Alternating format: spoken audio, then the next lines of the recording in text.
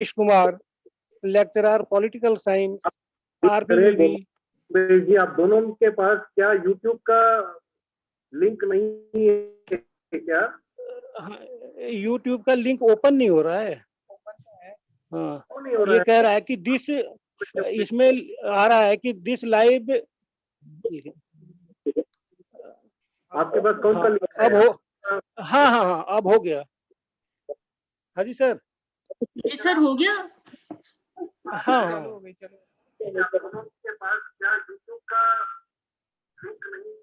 Sir हाँ जी ma'am, हो गया। सर हो गया सर, श्रीनी सर। हाँ हाँ, हो गया है। हो गया, चलेगा। हाँ हाँ, गोपाल सर, फर्स्ट वाली स्लाइड दिखा दीजिए जो आपने फर्स्ट बनाई है ना। हाँ हाँ, ठीक है। यस सर, यहाँ से। हाँ हाँ,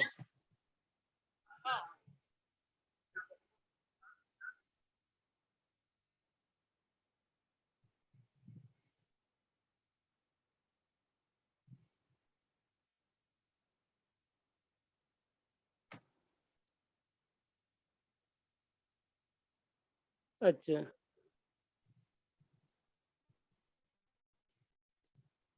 ये रिलेटेड। हाँ जी ma'am. Yes sir, yes sir. Hello, जी सर। चैप्टर से रिलेटेड फर्स्ट।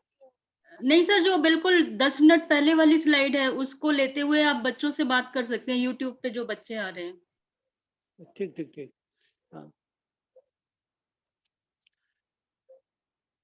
प्यारे बच्चों, अभी आपके स्क्रीन पर आ रहा है राष्ट्रीय पहचान के प्रतीक व चिन्ह का नाम। आप एक बार इसको देख सकते हैं।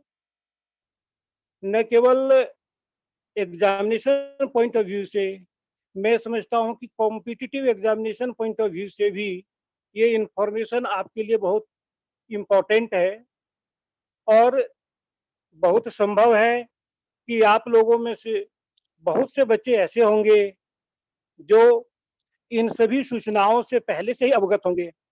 लेकिन एक बार मैं चाहूंगा कि आप इसको गो थ्रू करें जब तक एग्जैक्ट 2:30 बजे हमारी क्लास स्टार्ट नहीं होती है। आप देखें, इसमें भारत का राष्ट्रीय ध्वज, तिरंगा, भारत का राष्ट्रीय गान जन गण मन, भारत का राष्ट्रीय गीत वंदे मातरम, भारत का राष्ट्रीय चिन्ह अशोक स्तंभ, भारत का राष्ट्रीय पंचांग शक संवत, भारत का राष्ट्रीय वाक्य सत्यमेव जयते, और इसी तरह की बहुत सारी सूचनाएं आपके लिए स्क्रीन पे आ रही हैं।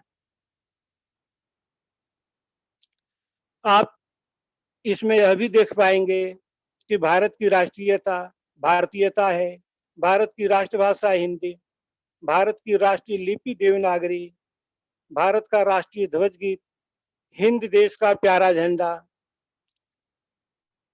भारत की राष्ट्रीय विदेश नीति, या यूं कहें कि भारतीय विदेश नीति की एक बहुत ही महत्वपूर्ण विशेषता गुटनिरपेक्षता, जिसके बारे में आपने पिछले अध्याय में पढ़ा होगा, उससे भी संबंधित जानकारी यहाँ पे है। इसी प्रकार जो दूसरा स्लाइड है, आप स्क्रीन पर सभी बच्चे देख रहे होंगे, इसमें भारतीय प्रधानमंत्रियों की सूची है। जवाहरलाल नेहरू से स्टार्ट होकर हमारे present prime minister mister Narendra Modi तक की लिस्ट यहाँ दी गई है।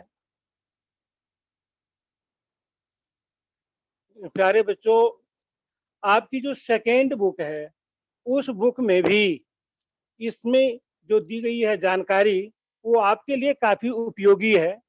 तो आप अगर इसको एक बार देखते हैं या इसका स्क्रीनशॉट लेकर आप ध्यान में रखते हैं, तो सेकेंड बुक में भी आपको इसका काफी फायदा दिखाई देगा कि कौन कौन से प्राइम मिनिस्टर किस पीरियड के लिए रहे हैं। एक आध नंबर, और खास करके इस साल से सीबीएसई ने सिलेबस में परिवर्तन किया हुआ है और 20 मार्क्स के ऑब्जेक्टिव टाइप्स क्वेश्चंस पूछे जाते हैं। तो इनमें से कुछ ऐसे प्रश्न होंगे या कुछ ऐसे इसमें इंफॉर्मेशन होंगे जो एग्जामिनेशन पॉइंट ऑफ व्यू से आपके लिए इम्पोर्टेंट होंगे। आप देखें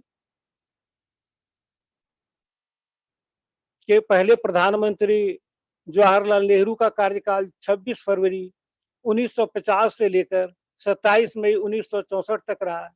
बीच में गुलजारी लाल नंदा कुछ समय के लिए कार्यवाहक प्रधानमंत्री रहे हैं। उसके पश्चात 1964 से 1966 2 वर्षों के लिए तकरीबन लाल बहादुर शास्त्री प्रधानमंत्री रहे हैं। पुनः उनकी मृत्यु के पश्चात गुलजारी लाल नंदा कार्यवाहक प्रधानमंत्री रहे और फिर श्रीमती इंदिरा गांधी 1966 से लेकर 1977 तक रही हैं और 1977 में चुनाव हुआ था। और बच्चों को पता होगा कि 1975 में हमारे देश में आपातकाल की घोषणा हुई थी और उसके पश्चात 1977 में चुनाव हुआ और उस चुनाव में बहुत सारी विपक्षी पार्टियों ने मिलकर चुनाव लड़ा था जनता पार्टी के नाम से। उस चुनाव में इंदिरा गांधी की कांग्रेस पार्टी चुनाव हार गई थी। तो हम लोग देखते हैं यहाँ पे कि 1977 से लेके 79 तक मोरारजी देसाई देश के प्रधानमंत्री होते हैं और उसके बीच फिर 6 महीने के लिए तकरीबन चौधरी चरण सिंह प्रधानमंत्री बनते हैं। उसके पश्चात पुनः 1980 में जनता पार्टी की जो सरकार थी समय से पूर्व गिर जाने के कारण देश में चुनाव होता है और उस चुनाव में कांग्रेस पुनः जीत कर आती है। इंदिरा गांधी प्रधानमंत्री बनती है और 31 अक्टूबर 1984 को इंदिरा गांधी की हत्या कर दी जाती है और उसके पश्चात राजीव गांधी प्रधानमंत्री बनते हैं। तो 84 से लेकर 89 1989 तक राजीव गांधी प्रधानमंत्री रहते हैं। उसके पश्चात हम लोग देख रहे हैं कि विश्वनाथ प्रताप सिंह जो राजीव गांधी के मंत्रिमंडल में मंत्री हुआ करते थे, बोफोर्स स्कैंडल को लेकर उन्होंने सरकार और पार्टी के नेता के ऊपर आरोप लगाया था और उससे बाहर निकल आए कांग्रेस पार्टी से। एक नई पार्टी जनता दल का गठन किया और 1989 में और दूसरी बीजेपी कम्युनिस्ट पार्टियों के सहयोग से वो सरकार बनाते हैं और उसके बाद भारतीय राजनीति में एक बहुत बड़ा बदलाव आता है। और वो बदलाव क्या है? गठबंधन की राजनीति की शुरुआत असली मायने में वहीं से शुरू होती है। पुनः उसके पश्चात कुछ समय के लिए चंद्रशेखर प्रधानमंत्री होते हैं और 91 से लेकर 96 तक पीवी नरसिंह राव भारत के प्रधानमंत्री बनते हैं और उनके कार्यकाल को एक विशेष तौर पर याद किया जाएगा कि 1991 में ही भारत में आर्थिक उदारीकरण की प्रक्रिया आरंभ हुई थी। हमने अपने देश की अर्थव्यवस्था को दुनिया के बाकी देशों के लिए खोल दिया और वो प्रक्रिया 91 में जो स्टार्ट हुई है आगे वो निरंतर बढ़ती ही जा रही है। पुनः हम लोग देखते हैं कि 1996 में कुछ समय के लिए अटल बिहारी वाजपेयी प्रधानमंत्री बनते हैं लेकिन संसद में वो अपना बहुमत साबित नहीं कर पाते हैं और उसके पश्चात एच.डी. देवेगौड़ा और पुनः इंद्र कुमार गुजराल प्रधानमंत्री बनते हैं। तत्पश्चात 1998 में चुनाव होता है और 1998 के चुनाव में अटल बिहारी वाजपेयी प्रधानमंत्री बनते हैं लेकिन एक ही वर्ष में उनकी सरकार गिर जाती है और पुनः वो दोबारा 1999 में जीत कर आते हैं और 2004 तक भारत के प्रधानमंत्री बनते हैं। उसके पश्चात 2004 में कांग्रेस पार्टी के अपनी सहयोगियों के साथ सत्ता में वापस आती है और मनमोहन सिंह प्रधानमंत्री बनते हैं। तो 10 वर्षों के लिए 2004 से लेकर 2014 तक मनमोहन सिंह देश के प्रधानमंत्री होते हैं और 2014 से लेकर वर्तमान तक नरेंद्र मोदी हमारे देश के प्रधानमंत्री हैं। आप सभी बच्चे इन तमाम जानकारियों से अवगत होंगे। तो मैं समझता हूँ एक छोटी सी जानकारी कि 1950 से लेकर 2040 तक कौन कौन से प्रधानमंत्री रहे हैं उसकी जानकारी आप लोगों को यहाँ पे दी गई है।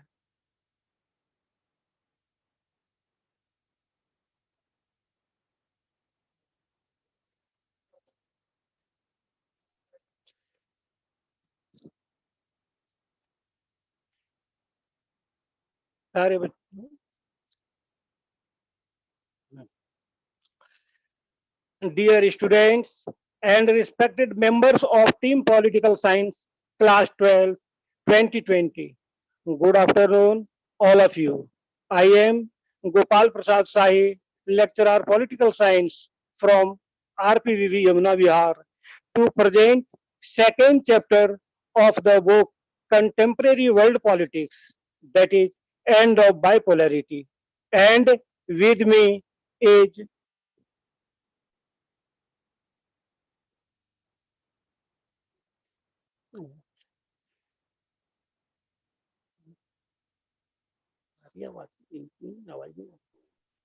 सर आवाज आ रही है आपकी गोपाल सर? मेरी आ गोपाल रही सर है। आप बोलिए। यस सर, आ रही है, आपकी आवाज क्लियर है। हाँ हाँ, नहीं मैं ये कह रहा हूँ कि रुपए, अच्छा चलो ठीक है। आपने एंड कोई नहीं, आप बोलिए। हाँ हाँ हाँ, okay okay. And with me is Rupesh Kumar, lecturer political science, RPVB, sector 19, Dwarka. And we have also faculty members of political science, support panelist।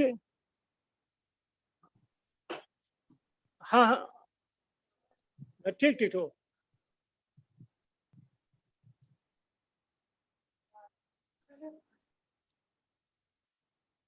Hello, हाँ हेलो सर। हेलो,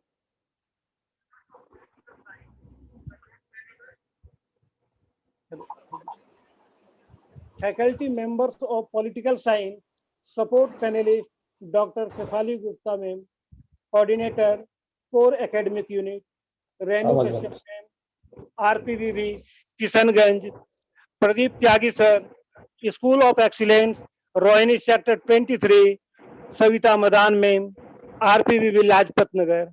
और आज के इस प्रेजेंटेशन के यूट्यूब पैनलिस्ट हैं doctor Alpana Singhal, school of excellence Dwarka sector 21, mister Anurag Yadav, RPVV Karol Bagh link road, and Nishi Prabha ma'am, RPVV Nand Nagri.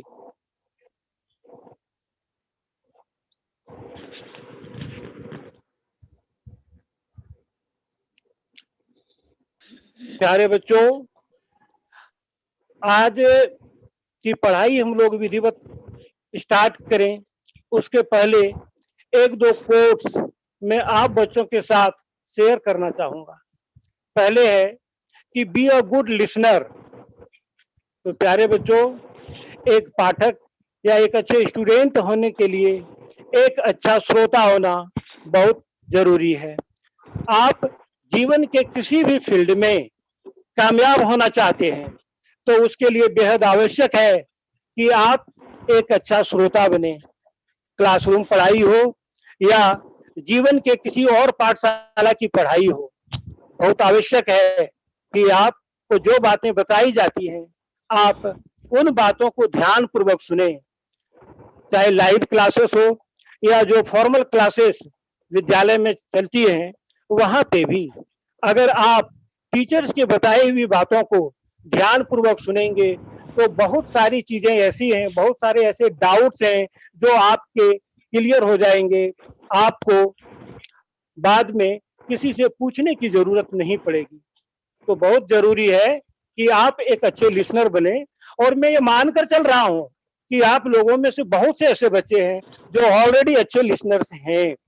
और इस मौके पे मैं आदरणीय एपीजे अब्दुल कलाम, मैं समझता हूं कि हमारे देश के बहुत बड़े साइंटिस्ट, बहुत बड़े पॉलिटिशियन और इन सब से परे बहुत अच्छे ह्यूमन बीइंग थे।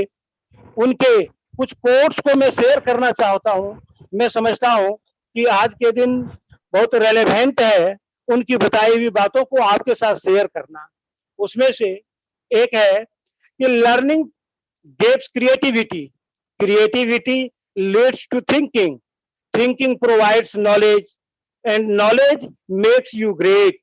हिंदी में इसका अर्थ है सीखने से रचनात्मकता आती है, रचनात्मक हमें सोचने की तरफ बढ़ाती है, सोचने से ज्ञान मिलता है और ज्ञान आपको महान बना देता है। और उनके एक और कोट को मैं आपसे शेयर कर रहा हूं, without your involvement you can't succeed, with your involvement you can't fail. कहने का तात्पर्य यह है कि अपनी भागीदारी के बिना आप सफल नहीं हो सकते, अपनी भागीदारी के साथ आप असफल नहीं हो सकते। अभिप्राय यह है कि आप जो भी काम करें जीवन में पूरी शिद्दत के साथ, पूरे लगन के साथ, पूरी ईमानदारी के साथ। ऐसा ना हो कि कई बार मान लो एज अ टीचर हम लोग देखते हैं कि क्लास में बच्चे फिजिकली प्रेजेंट होते हैं लेकिन मेंटली वो कहीं और होते हैं। तो टीचिंग लर्निंग प्रोसेस का जो फायदा बच्चों तक पहुंचना चाहिए, कई बार लगता है कि वो फायदा बच्चों को नहीं मिल पाता है। तो प्यारे बच्चों, बहुत जरूरी है कि आप जीवन में जो भी प्रोफेशन अडॉप्ट करें, जो भी आप काम करना चाहें, तो पूरे शिद्दत के साथ, पूरे मन के साथ आपकी लिप्तता, आपकी भागीदारी उसमें 100% होनी चाहिए। अगर आप किसी भी काम में दिल से जुड़े हुए हैं तो मैं समझता हूं आप उसमें कभी भी असफल नहीं हो सकते हैं। अब आज जो हमारा प्रेजेंटेशन है उसकी शुरुआत पिछले वीक में जो आप लोगों को पढ़ाया गया था कोल्ड वॉर ईरा, उससे संबंधित जो डाउट्स हैं उस डाउट्स के क्लैरिफिकेशन से कुछ बच्चे हैं जिनको पिछले सप्ताह बताया गया था क्यूबा मिसाइल क्राइसिस के बारे में। एक स्टूडेंट है फरहत परवीन, उसका क्वेश्चन है कि comment on the statement Cuba missile crisis was the high point of the cold war. तो प्यारे बच्चों, मैं आप लोगों को बताना चाहूंगा कि बेसिकली क्यूबा अमेरिका से सटा हुआ एक द्वीपीय देश है।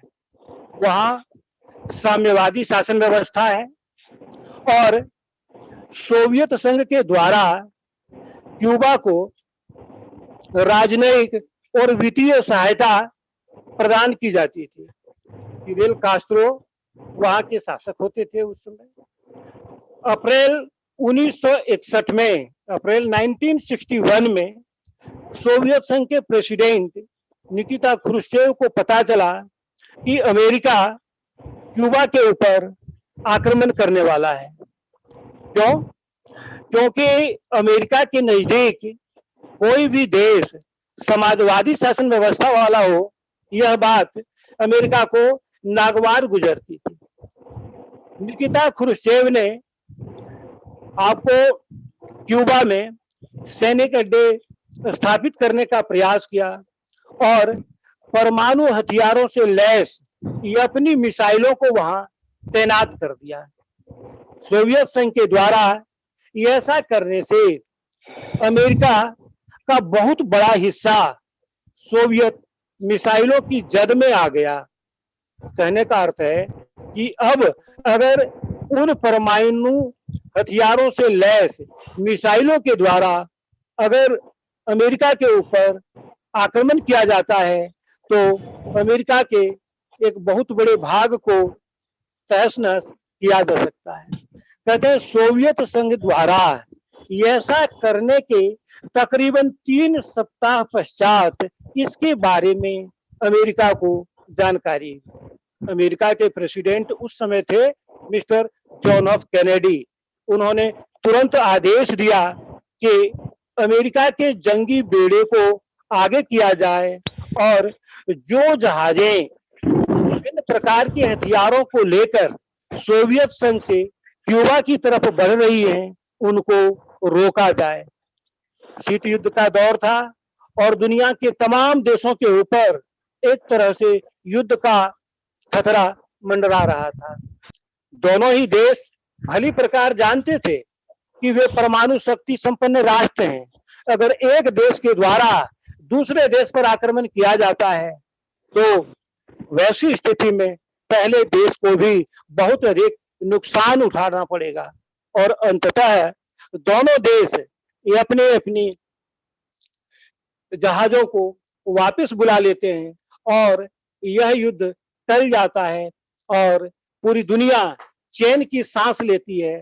तो इस घटना को हम क्यूबा मिसाइल क्राइसिस के नाम से, या फिर इसको शीत युद्ध का चरम बिंदु या हाई पॉइंट इस सेंस में उस समय लग रहा था कि दोनों देशों के बीच बहुत अधिक तनाव बढ़ गया था।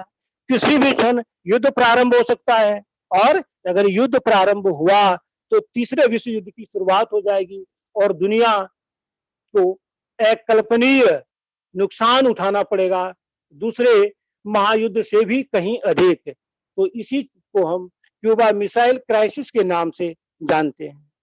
प्यारे बच्चों, नेक्स्ट क्वेश्चन है एक और स्टूडेंट शिवम सक्सेना का कि मैम मुझे वर्ग विहीन समाज क्लियरली समझ नहीं आया, प्लीज डियर मैम आप ये दोबारा अंडरस्टैंड करवा दीजिए। तो मेरे साथी मिस्टर रुपेश कुमार इस पर प्रकाश डालेंगे। Over to Rupesh Kumar.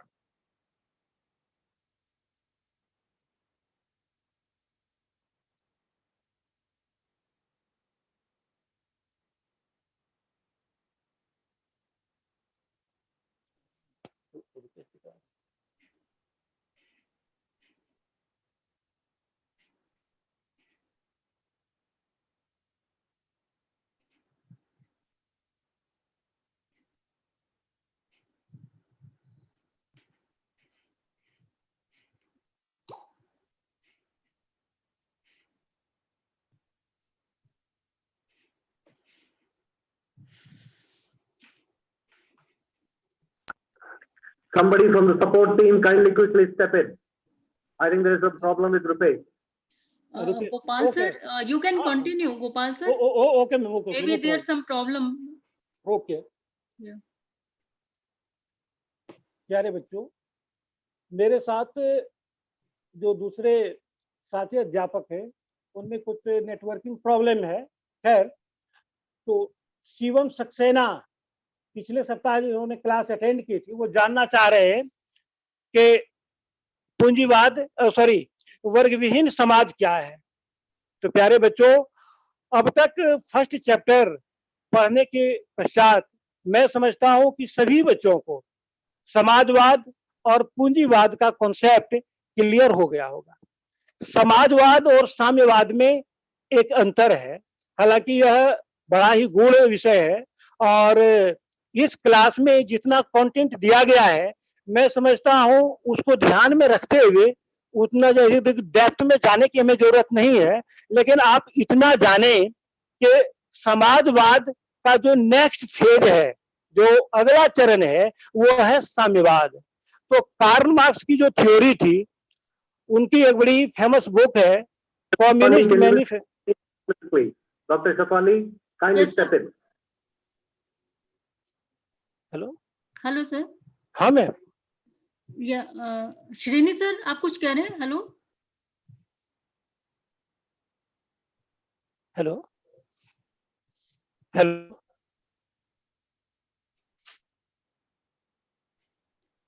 Hello hello. हाँ जी मैम। यस सर, कंटिन्यू करिए। हाँ, तो वर्ग विहीन समाज एक ऐसा समाज, कहते हैं classless society refers to a society in which one is born into a social class. Such distinction of wealth problem है, तो सपोर्ट में से एक को स्टेप इन करना है। Doctor Shafali kindly step in. And पूरी क्लास हिंदी और इंग्लिश दोनों होना है, सिर्फ एक भाषा में नहीं चलेगी। तो आप उसमें तालमेल कीजिए और दोनों इंग्लिश और हिंदी दोनों में कीजिएगा। Thank you. Okay sir, okay sir.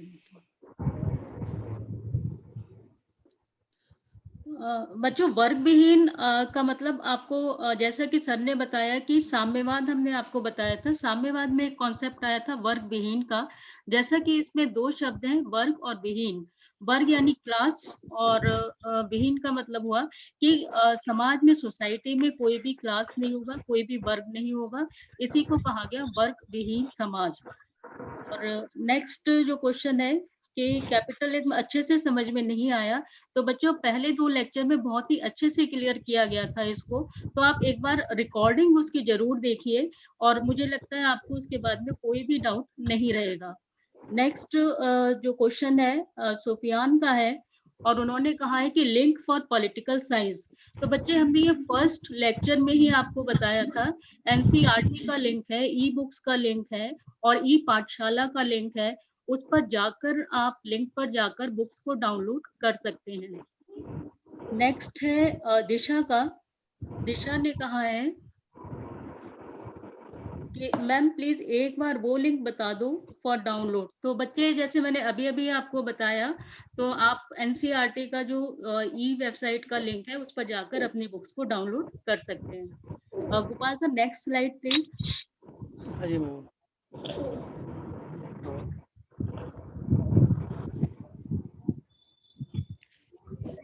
Next slide है। हाँ जी शेफाली मैम। Yes sir. माफी चाहूंगा, मैं थोड़ा नेटवर्क की प्रॉब्लम फेस कर रहा हूँ। कोई तो अब मैं शायद आ गया हूँ। मेरी आवाज आ रही है? मेरी आवाज आ रही है? सर एक इशू आ रहा है कि बच्चे कह रहे हैं बोथ द लैंग्वेज, तो we have to use both the language in Hindi and English also. Okay. According to question I manage, try to manage. तो लेट मी, गोपाल सर मैं कंटिन्यू करूँ? हाँ हाँ आप करो कंटिन्यू। तो let me introduce myself. मैं Rupesh Kumar, lecture political science, RPV sector 19 Dwarka से। तो सबसे पहले माफी चाहूंगा सबसे कि मैं नेटवर्क प्रॉब्लम से तो ज्वाइन नहीं कर पाया टाइम से। तो कुणाल का क्वेश्चन है, कुणाल सिंह, कि मैम जब इंडिया ने यूएसएसआर से मदद मांगी थी तब उसकी आलोचना क्यों की गई थी? ये क्वेश्चन 1971 में इंडिया और यूएसएसआर के बीच जो मैत्री संधि हुई थी उससे संबंधित है। This question is related to the US India friendship treaty 1971। तो इसकी आलोचना इसलिए की गई थी कि इंडिया जो है गुटनिरपेक्ष आंदोलन को लीड कर रहा था और ऐसी स्थिति में सोवियत संघ के साथ किसी प्रकार की संधि को कुछ पर्यवेक्षकों ने माना कि यह भारत का सोवियत गुट में शामिल होना माना गया, लेकिन ऐसा कहना उचित नहीं था क्योंकि संधि करना और गुट में शामिल होना both are different things. In spite of this treaty, India had option to make this type of treaty with USA also। वह यूएसए के साथ भी संधि कर सकता था। तो इस तरह की आलोचना सही नहीं है। भारत फिर भी गुट निरपेक्षता की नीति से जुड़ा रहा। He is a leader of non aligned movement.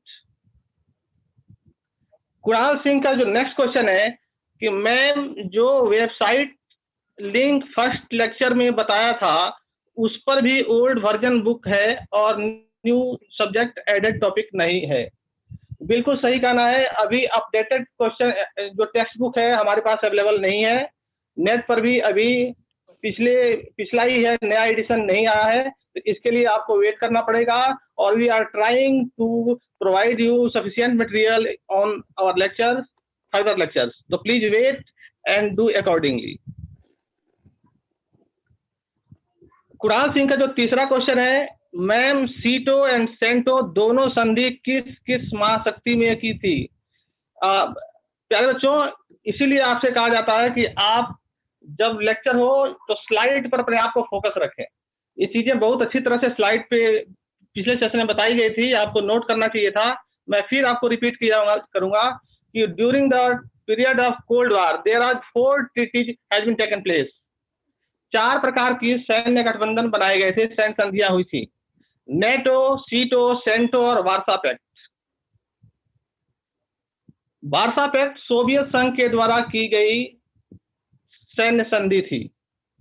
Warsaw Pact was the treaty done by Soviet Union and other 3 are NATO, SEATO and CENTO are done with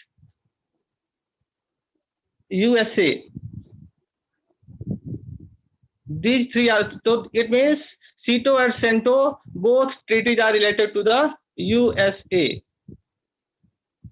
I think आपको क्लियर हो गया होगा।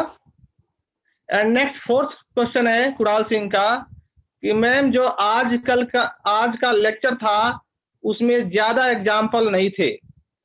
Okay, noted. आगे हम try करेंगे कि आपको कुछ और एग्जाम्पल के साथ समझाने की कोशिश करें। नेक्स्ट पार्ट, जिस कारण ज्यादा कुछ समझ में नहीं आया, तो माफी चाहेंगे आपको, और हम कोशिश करेंगे कि कौन सा फोकस करके पॉइंट बताएं कि क्या आपको समझ में नहीं आया, ताकि हम उसको, आपकी शिकायत को दूर कर पाए। आगे जोड़ते हैं, इनका कहना है कि आपका मैम, आपका पढ़ाने का तरीका बहुत अच्छा था। इसके लिए कुणाल सिंह बहुत बहुत धन्यवाद आपको, थैंक यू हमारे पैनल की ओर से, और हम और भी बेहतर करने की कोशिश करते रहेंगे। तो आशा करता हूं कुणाल सिंह के डाउट्स दूर गए होंगे, और सब बाकी बच्चे भी इसी तरह से अपने डाउट्स को अपने एस्पायरेशन अकाउंट के थ्रू वहां पे मेल करिए, डाउट को सबमिट कीजिए, हम आपके ज्यादा से ज्यादा डाउट को लेने की कोशिश करेंगे। Thank you. Gopal sir, over to you. Okay, thank you Rupesh sir. Gopal sir, एक मैं ऐड करना चाहूंगी, काफी बच्चों की क्वेरीज जो हैं वो क्वेश्चंस को लेकर अभी भी मुझे यूट्यूब पे दिखाई दे रही है। तो मैं बच्चों से कहना चाहूंगी कि जो पुरानी क्वेरीज है, एक बार अपने रिकॉर्डेड लेक्चर्स को जरूर देखें, और जो आज का लेक्चर है उसको बहुत केयरफुली, फोकस से और बहुत ध्यान से सुने, और इस तरीके से सुने कि कोई उनके मन में डाउट नहीं हो, क्योंकि हमारे टीचर्स सारी चीजों को बहुत ही अच्छे से क्लियर कर रहे हैं। अदरवाइज क्या होगा, हम पूरे टाइम क्वेरीज ही लेते रहेंगे और नया चैप्टर हम स्टार्ट नहीं कर पाएंगे। तो सभी बच्चे एक बार आगे का ध्यान से सुनिए लेक्चर, और जो पीछे के हैं डाउट्स उनको रिकॉर्डेड लेक्चर में देखिए, और आशा करती हूँ आपको सारी चीजें क्लियर होंगी। Okay, over to Gopal sir. Okay, thank you Shefali ma'am. प्यारे बच्चों, एक और स्टूडेंट है वरुण सिन्हा, जिसका प्रश्न है कि can Russia again stand against USA in future, is Russia capable. तो मैं कहना चाहूंगा कि बड़ा ही हाइपोथेटिकल क्वेश्चन है। अभी आपने देखा होगा कि 1991 में सोवियत डिसइंटीग्रेशन के बाद जो 15 देश बने और रशिया सोवियत संघ का उत्तराधिकारी, उसका सक्सेसर बना। तो 91 से लेके 2000 तक रशिया वर्ल्ड पॉलिटिक्स में उस तरह का रोल प्ले करने में बहुत सक्षम, बहुत कैपेबल नहीं रहा, जिस तरह से पहले यूएसएसआर के द्वारा किया जाता था। लेकिन 2000 के बाद देखने को मिल रहा है कि एक बार फिर से रशिया वर्ल्ड पॉलिटिक्स में एक इम्पोर्टेंट रोल प्ले करने जा रहा है। जैसे कहते हैं कि Russia becoming super power, $4.2 trillion इन 2018 जीडीपी। देखते हैं कि वह परमाणु शक्ति संपन्न राष्ट्र है, सुरक्षा परिषद का स्थायी सदस्य है, और अगर आप देखें तो विगत कुछ वर्षों में ऑल ओवर द वर्ल्ड जिस तरह की घटनाएं घट रही हैं, जैसे अगर आप सीरिया की बात करें, इराक की बात करें, तो सीरिया में मौजूदा सरकार को बनाए रखने में Russia is playing very important role. इसी तरह से इराक में भी उसकी महत्वपूर्ण भूमिका रही है। यह आज की तारीख में जितने भी इंटरनेशनल इशूज हैं, चाहे वह ईरान का मामला हो, नॉर्थ कोरिया का मामला हो, इन सभी मामलों में मैं समझता हूं कि रशिया एक इम्पोर्टेंट प्लेयर है, and without active participation operation of Russia, it's not possible for any organisation, for any country to maintain peace all over the world. तो इसलिए मैं कहूंगा कि पूरी संभावना इस बात की है। सेकंड क्वेश्चन है कि what is India's ideology, why not India has capitalist ideology. तो प्यारे बच्चों, जिस समय इंडिया को आजादी मिली उस समय हमारे देश की आबादी का एक बहुत बड़ा हिस्सा ऐसा था जो बिलो पॉवर्टी लाइन था। अब अगर भारत में पूंजीवाद को अपनाया जाता, तो पूंजीवाद में जैसा आप ऑलरेडी पढ़ चुके हैं कि सारे जितने भी मीन्स ऑफ प्रोडक्शन होते हैं, जितने भी डिस्ट्रीब्यूशन सिस्टम्स होते हैं, ये सब के सब प्राइवेट सेक्टर के हाथों में होते हैं, और प्राइवेट सेक्टर का एक ही पर्पस होता है, क्या कि अधिक से अधिक लाभ कमाना। ठीक है, तो they are least concerned about the welfare of the people, और देश की एक बहुत बड़ी आबादी को वैसे पूंजीपतियों के रहमो करम पे नहीं छोड़ा जा सकता था। इस कारण से इस कारण से भारत ने एक मिश्रित अर्थव्यवस्था, मिक्स्ड इकोनॉमी को अपनाया। इसमें क्या होता है कि कुछ फीचर्स कैपिटलिस्ट इकोनॉमी के होते हैं और कुछ फीचर्स आपको सोशलिस्ट इकोनॉमी के होते हैं। हालांकि 1991 के बाद जब इंडिया में इकोनॉमिक लिबरलाइजेशन स्टार्ट हुआ तो एक तरह से इंडिया का भी ट्रांसफॉर्मेशन हो रहा है और धीरे धीरे भारत भी समाजवादी फीचर से बाहर निकलकर जो कैपिटलिस्ट फीचर्स हैं उसकी तरफ भारत आगे बढ़ रहा है। इसी तरह से एक और प्रश्न है वरुण सिन्हा का कि will India be able to become super power country in future. तो वरुण, बहुत ही अच्छा प्रश्न है और मैं क्या सभी लोग भारत को एक सुपर पावर के रूप में देखना चाहेंगे? तो बहुत सारे ऐसे कारण हैं जो इस बात को दर्शाते हैं कि भविष्य में भारत एक सुपर पावर बन सकता है। जैसे एग्जाम्पल के लिए India is the largest democracy, India second largest country in terms of population, foreign language skills India में बहुत अधिक, यंग पॉपुलेशन इंडिया में सबसे ज्यादा है, presently 6th largest economy world में है India, United Nations member from beginning. तो 24 अक्टूबर 1945 से भारत उसका संस्थापक राष्ट्र है और फास्टेस्ट ग्रोइंग इकोनॉमी है। तो इस तरह से कह सकते हैं कि बहुत से ऐसे कारण हैं जो दर्शाते हैं कि भारत आगे चलकर एक सुपर पावर बन सकता है। हालांकि India has to go miles to achieve that position कि भारत को सुपर पावर बनने के लिए अभी बहुत और फासले तय करने हैं।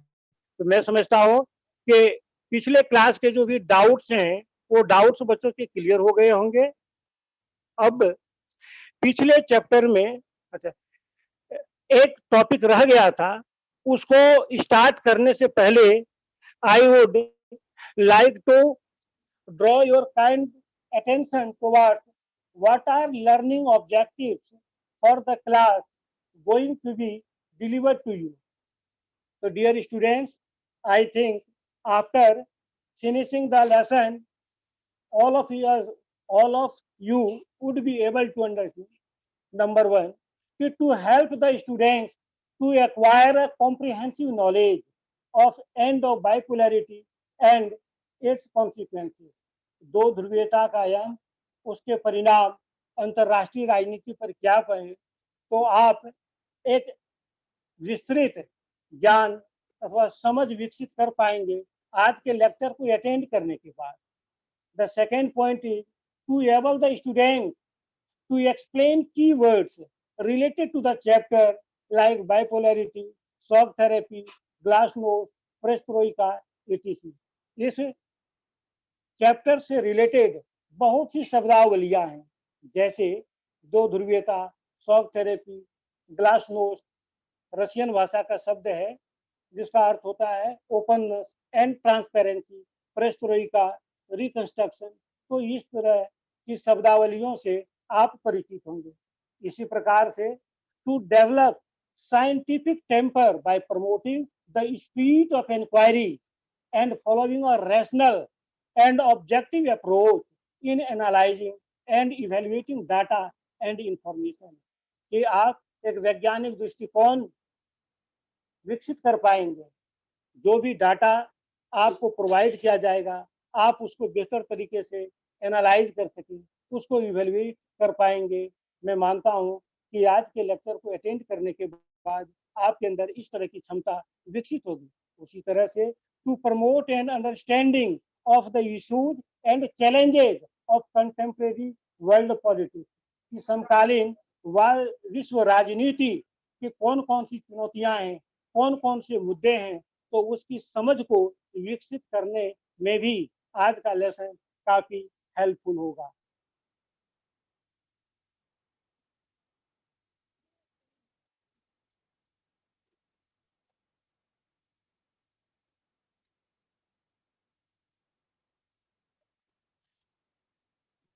प्यारे बच्चों, लास्ट चैप्टर का एक छोटा सा यूनिट रह गया था, and that is very important for the student. And I have seen that last many years one question has been asked regularly in CBSE examination, and that is your NIEO, New International Economic Order. So before going to discuss the unit, all of you are watching a slide related to UNCTAD. Full form of UNCTAD is the United Nations Conference on Trade and Development. This agency of United Nations established on 30th December 1964. Its headquarters is situated in Geneva. Its present membership is 195.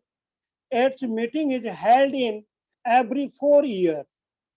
First conference of UNCTAD took place in Geneva in 1964. The third conference took place in Santiago, which is the capital of Chile, in 1972, where the idea of NEO came into existence. The 15th conference of UNCTAD is scheduled to be held in Bridgetown, Barbados in October 2020. Its motto is maximize the trade, investment, and development opportunities of developing countries and assist them in their efforts to integrate into the world economy on an equitable basis. तो प्यारे बच्चों, basically UNCTAD है क्या? तो संयुक्त राष्ट्र संघ की एक एजेंसी है. आप लोगों में बहुत से बच्चे ऐसे होंगे जो world health organisation, international level organisation, UNICEF, UNESCO जैसे एजेंसियों से परिचित होंगे. उसी प्रकार से एक एजेंसी यूनाइटेड नेशंस की है जिसका नाम है अंकटाड. इसकी स्थापना 30 दिसंबर 1964 को की गई थी. इसका मुख्यालय जिनेवा में है और वर्तमान में इसके सदस्यों की संख्या 195 195 है.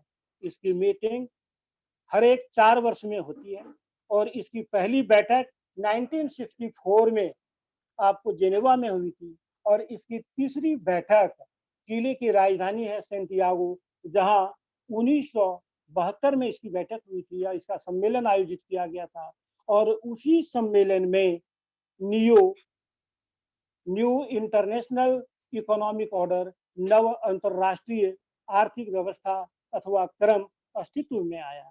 इसकी 15वीं बैठक आपको ब्रिज टाउन, बारबाडोस में अक्टूबर 2020 में आयोजित होना है. और इसका मुख्य उद्देश्य है क्या? तो maximise the trade, investment and development opportunity. क्या है? व्यापार, निवेश और विकास की संभावनाओं को बढ़ाना. किस संदर्भ में? विकासशील देशों के संदर्भ में. और विकासशील देशों को मदद पहुंचाना. किस लिए? तो to integrate into the world economy on and equitable basis, के समानता पूर्वक या एक समतामूलक विश्व का निर्माण हो और उसमें विकासशील देशों की भी महत्वपूर्ण भागीदारी हो. प्यारे बच्चों, न्यू इंटरनेशनल इकोनॉमिक ऑर्डर की जो कुछ खासियतें, कुछ विशेषताएं हैं कि बेसिकली ये क्या है, किस लिए इसका गठन किया गया है. तो आप देखें कि give the LDCs control over their natural resources exploited by the developed countries. Second, obtain access to Western markets so that LDCs could sell their products. Reduce the cost of technology from the Western countries. Provide the LDCs with a greater role in international economic institutions. Developing countries must be entitled to regulate and control the activities of MNCs. They must be free to nationalize foreign property. अल्प विकसित देशों को अपने प्राकृतिक संसाधनों पर नियंत्रण होना चाहिए, जिसका दोहन विकसित देश कर रहे हैं। जो मौजूदा व्यवस्था है या जिसे हम लोग कहते हैं ब्रेटन वुड्स व्यवस्था, ब्रेटन वुड्स सम्मेलन 1944 में आयोजित किया गया था और कहते हैं उसके पश्चात दो अंतरराष्ट्रीय वित्तीय संस्थान वर्ल्ड बैंक और इंटरनेशनल मॉनिटरी फंड, अंतरराष्ट्रीय मुद्रा कोष, ये दोनों अस्तित्व में आए और इन दोनों ही संस्थाओं के द्वारा जो स्टेप लिए गए हैं अब तक, कहता है कि they are best suited for developed country, यानी वो किसके फेवर में है, वो विकसित देशों के पक्ष में है। तो नीयू के माध्यम से कहा गया कि अल्प विकसित देशों को अपने प्राकृतिक संसाधनों पर नियंत्रण होना चाहिए, जिनका दोहन विकसित देश कर रहे हैं या जिसका इस्तेमाल मौजूदा समय में मौजूदा व्यवस्था के अंतर्गत विकसित देश कर रहे हैं। उसी तरह अल्प विकसित देशों की पहुंच पश्चिमी देशों के बाजारों तक होनी चाहिए। वर्तमान में हम लोगों को क्या देखने को मिल रहा है कि वैश्वीकरण का दौर है, ग्लोबलाइजेशन का जमाना है, दुनिया के सभी देशों की इकोनॉमी आज ओपन है।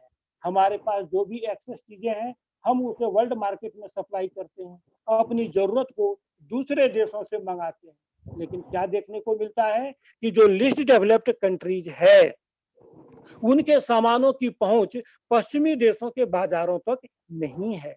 उसी तरह से पश्चिमी देश कम कीमत पर अपनी प्रौद्योगिकी अल्प विकसित देशों को उपलब्ध कराए। Reduce the cost of technology from the western countries.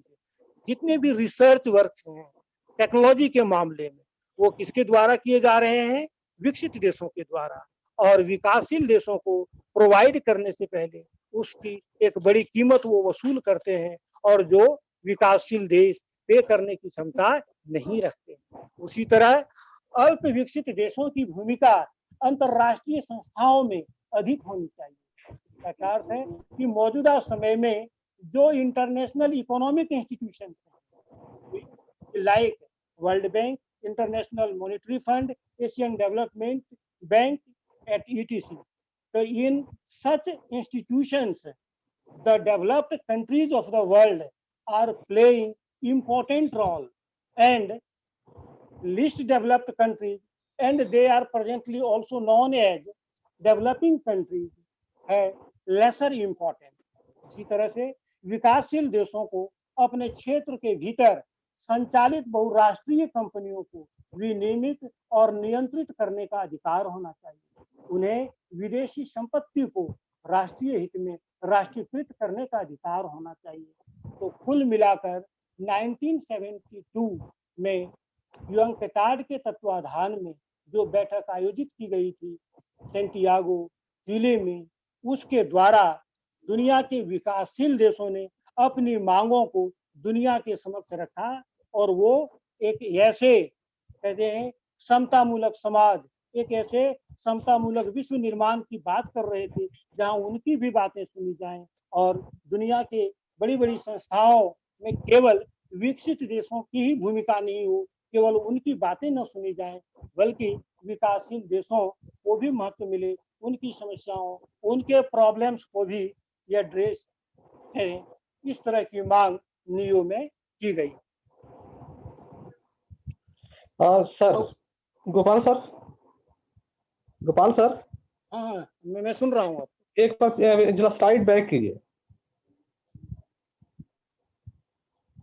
यहाँ दो क्वेरी है बच्चों की कि LDC, what do you mean by LDC? तो मैं क्लियर कर देता हूँ। ओके।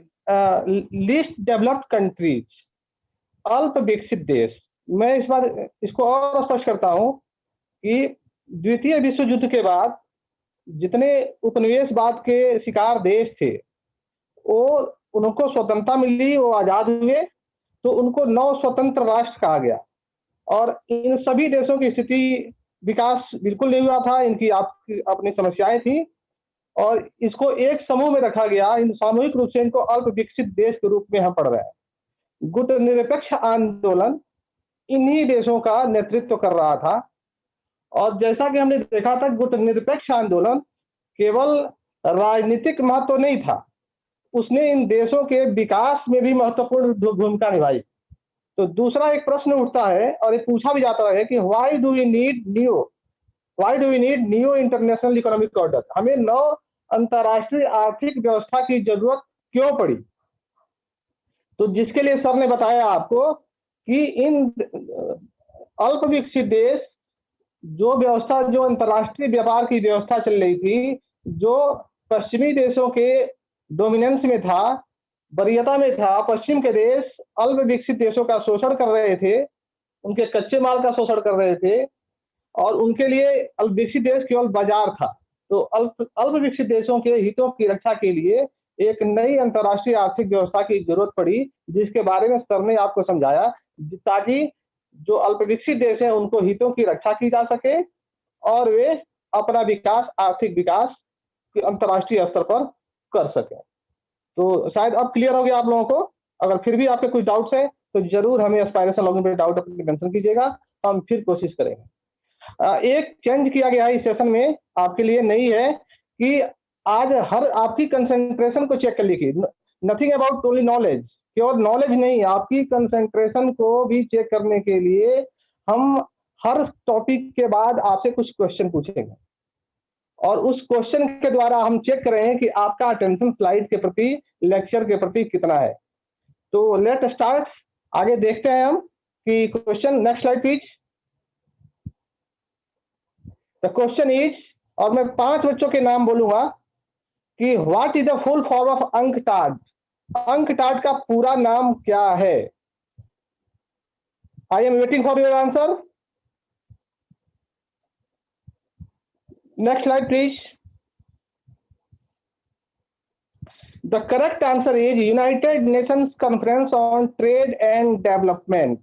और जैसा मैं देख पा रहा हूं, Poonam Kumari is very first to answer, right answer, good, very good. Second one is Bikau Prasad, third one is Mohan Rashid, okay, Sanjay fourth, and next one is, next right answer is Sunita Negi. इन 5 बच्चे सबसे very first to give the answer, congratulation to you all. और भी बहुत सारे बच्चे answer दे रहे हैं, सबका बहुत बहुत धन्यवाद, आपने ध्यान से सुना। इसका मतलब ये है कि आपने बहुत ही ध्यान से, बहुत good, very good, keep it up, thank you sir, please continue.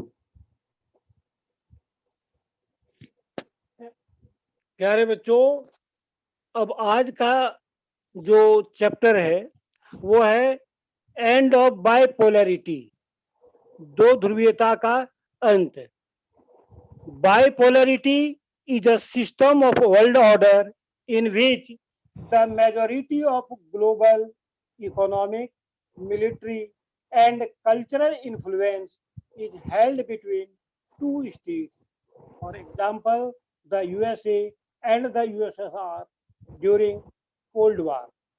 दो ध्रुवीयता एक ऐसी विश्व व्यवस्था है जिसमें विश्व के अधिकांश आर्थिक, सैन्य तथा सांस्कृतिक प्रभाव दो देशों के बीच बटे हुए होते हैं, जैसे शीत युद्ध के दौरान अमेरिका एवं सोवियत संघ। आपने फर्स्ट चैप्टर जो शीत युद्ध का दौर था उसमें भी पढ़ा होगा कि कैसे द्वितीय विश्व युद्ध के समाप्त होने के पश्चात दुनिया दो गुटों में बट गई थी, समाजवादी गुट और पूंजीवादी गुट।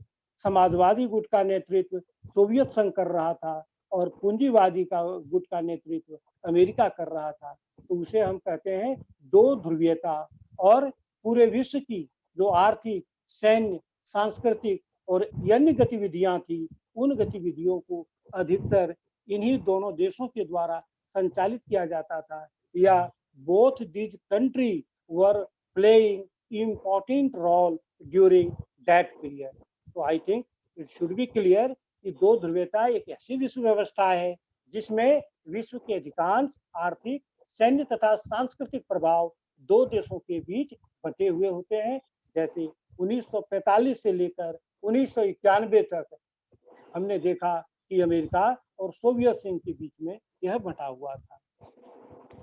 प्यारे बच्चों, शीत युद्ध के दायरे में आपको फर्स्ट चैप्टर में बहुत सी बातें बताई गई होंगी।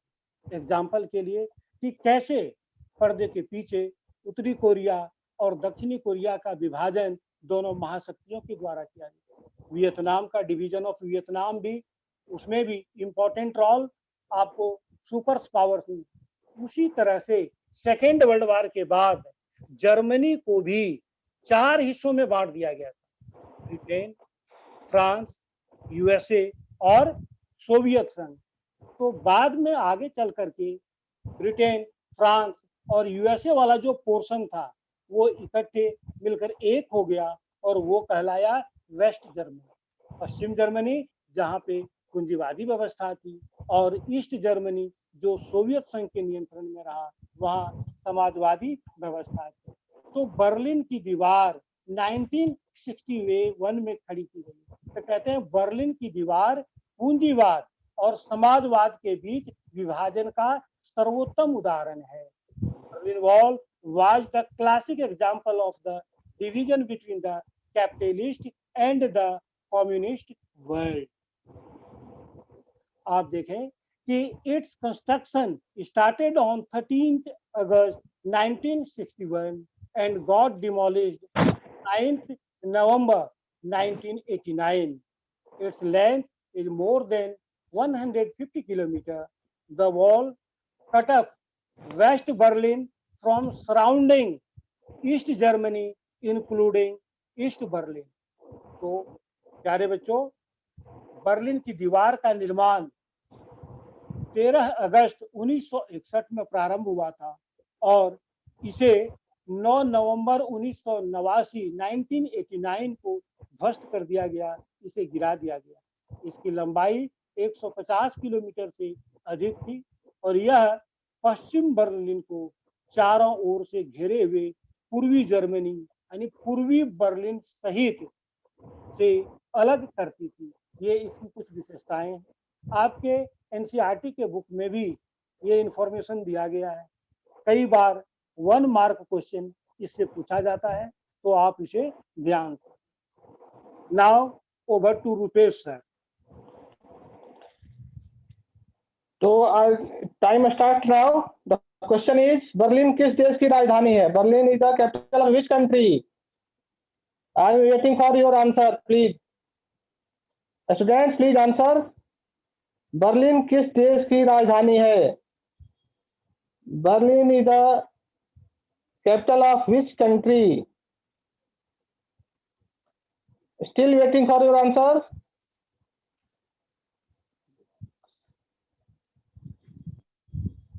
The answer is, Berlin Germany की राजधानी है और जर्मनी का सबसे बड़ा, दोनों क्षेत्रफल और जनसंख्या, on the basis of area and population both, biggest country of the Germany, biggest city of the Germany. And the correct answer is, very first to give answer, sorry नाम तो नहीं पता इनका, लेकिन केमिकल डॉक्टर्स जो भी है आप समझ गए होंगे। First to give the answer, second one is Shanti Sharma. Keep it up Shanti, congratulations. Radha is third one to right answer. Ruchika Mukherjee fourth one, and fifth one is Ravi Roshan. Congratulations to all those who give right answer. बाकी बहुत सारे बच्चे दे रहे हैं, तो हम सबका नाम नहीं ले सकते, लेकिन जिन्होंने भी जर्मनी आंसर किया है सबको बहुत बहुत धन्यवाद। और होपफुली आप आगे भी ऐसी सिंसियरिटी के साथ अपना आंसर देते रहेंगे। Thank you. बहुत सारे बच्चों ने राइट आंसर दिए हैं। Thank you sir, please. Okay, thank you Rupesh sir. तो प्यारे बच्चों, जो नेक्स्ट है आपने अब तक पढ़ा होगा, एक है सोवियत यूनियन, सोवियत संघ। The union of Soviet socialist Republic USSR came into being after the socialist revolution in Russia in 1917. The revolution was inspired by the ideals of socialism as opposed to capitalism and the need for an egalitarian society. अर्थात Samajwadi Soviet गणराज्य USSR रूस में 1917 की क्रांति, समाजवादी क्रांति या जिसे रूसी क्रांति के नाम से जानते हैं, उसके बाद अस्तित्व में आई। यह क्रांति पूंजीवादी व्यवस्था के विरोध में हुई थी और समाजवाद के आदर्शों और समतामूलक समाज की जरूरत से प्रेरित थी। तो प्यारे बच्चों, यह मैं आपको बताना चाहूंगा कि 1917 से पहले रूस में जार निकोलस द्वितीय का शासन था और कहते हैं कि वो बड़ा ही निरंकुश शासक था। यानी he was least bothered about the problems faced by the people. और दिन ब दिन लोगों की स्थिति खराब होती जा रही थी। और आपने सुना होगा कार्ल मार्क्स का नाम, तो उन्होंने एक सिद्धांत या जिसे हम लोग कहते हैं कि कार्ल मार्क्स की एक थ्योरी है कि दुनिया में जितनी भी समस्याएं हैं उन तमाम समस्याओं के लिए पूंजीवाद जिम्मेवार है। Capitalism is responsible for all the problems being faced by the world. और लेनिन ने कहा, कार्ल मार्क्स का मानना था कि जब तक पूरी दुनिया से पूंजीवाद को समाप्त नहीं किया जाता है तब तक दुनिया में शोषण और अत्याचार, जो एक्सप्लॉयटेशन है, वो खत्म नहीं हो सकता है। या इगैलिटेरियन सोसाइटी माने based on equality, all the people in the society should be treated equally and all kinds of basic facilities should be provided by the state to them according to their needs। तो जो theory Karl Marx ने दिया, उस theory से motivate होकर, inspire होकर Lenin के नेतृत्व में क्रांति होती है और जार निकोलस द्वितीय का शासन समाप्त हो जाता है और सोवियत संघ अस्तित्व में आता है। आप लोगों ने अब तक यह जान लिया होगा कि सोवियत संघ में कुल मिलाकर 15 गणराज्य थी। There were 15 republics in USSR, जो आज की तारीख में दे आर 15 इंडिपेंडेंट कंट्री। वो 15 नए स्वतंत्र देश में विभक्त हो चुके हैं। तो सोवियत संघ उन 15 गणराज्यों का एक संघ था। हालांकि यह व्यवस्था 1922 में लागू की गई। और सारे बच्चों, आपकी जानकारी के लिए बताऊं कि सोवियत ऐसा नहीं था कि सारे के सारे जो 15 गणराज्य थे वो 1952 में ही 1917 में ही कि वो सोवियत संघ के पार्ट हो गए, ऐसा नहीं था। Baltic republic, Lithuania, Latvia, Estonia, they are known as या they were called Baltic republic, क्योंकि वो बाल्टिक सागर के बगल में। और ये तीनों गणराज्य 1940 में यूएसएसआर के कंट्रोल में आई। और इस तरह से हम लोग देखते हैं कि सोवियत संघ का निर्माण हुआ। आप देखें यहाँ पे जो 15 गणराज्य सोवियत संघ में शामिल थे, रूस या जैसे Russia federation, Kazakhstan, Ukraine, Turkmenistan, Uzbekistan, Belarus, Kyrgyzstan, Tajikistan, Azerbaijan, Georgia, Lithuania, Latvia, Estonia, Moldova, and 15th one is Armenia। So this is for your kind information। बच्चों, जो सोवियत सिस्टम था उसके क्या फीचर्स थे, क्या उसकी विशेषताएं थी, क्या उसकी खासियत थी। और एक और चीज मैं ऐड करना चाहूंगा कि सेकेंड बुक में right from first chapter up to the last chapter you will go through these terms like socialism, capitalism again and again। So therefore I think it is very important for each and every student who are watching this live class to know, to clear your concept regarding these topics. तो पहले हम लोग यहाँ चर्चा कर रहे हैं Soviet system की। कहते हैं it was inspired by the ideals of socialism and the need for an egalitarian society to ensure a minimum standard of living for all its citizens. All resources and assets were owned and controlled by the state. The government subsidized basic necessities. Each one will have to work according to her ability and will be paid as per their needs. And the last feature was planned economy. There are some more features, and all features are not possible to discuss with you, but I think these features are very relevant, and all these features will help you to understand what Soviet system वाद।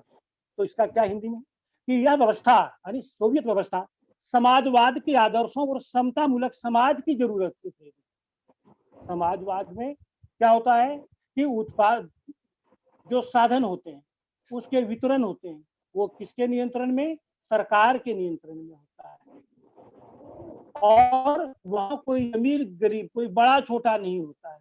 All are treated equally. कहते हैं सभी नागरिकों को एक न्यूनतम जीवन स्तर सुनिश्चित किया गया था कि minimum standard of living for all it's citizen. जैसे बेसिक नेसेसिटीज क्या है आदमी का कि जैसे शेल्टर है, फूड है, एजुकेशन है, हेल्थ है, तो all these kinds of facilities were provided by the state. और सभी संसाधन और परिसंपत्तियां उसका डिस्ट्रीब्यूशन वो किसके कंट्रोल में होता था, सरकार के कंट्रोल में होता था। और सरकार नागरिकों की मूलभूत जरूरतों को रियायती दर पर प्रदान करती थी। अब एक टर्म है रियायती, यानी क्या होता है कि कम कीमत पर।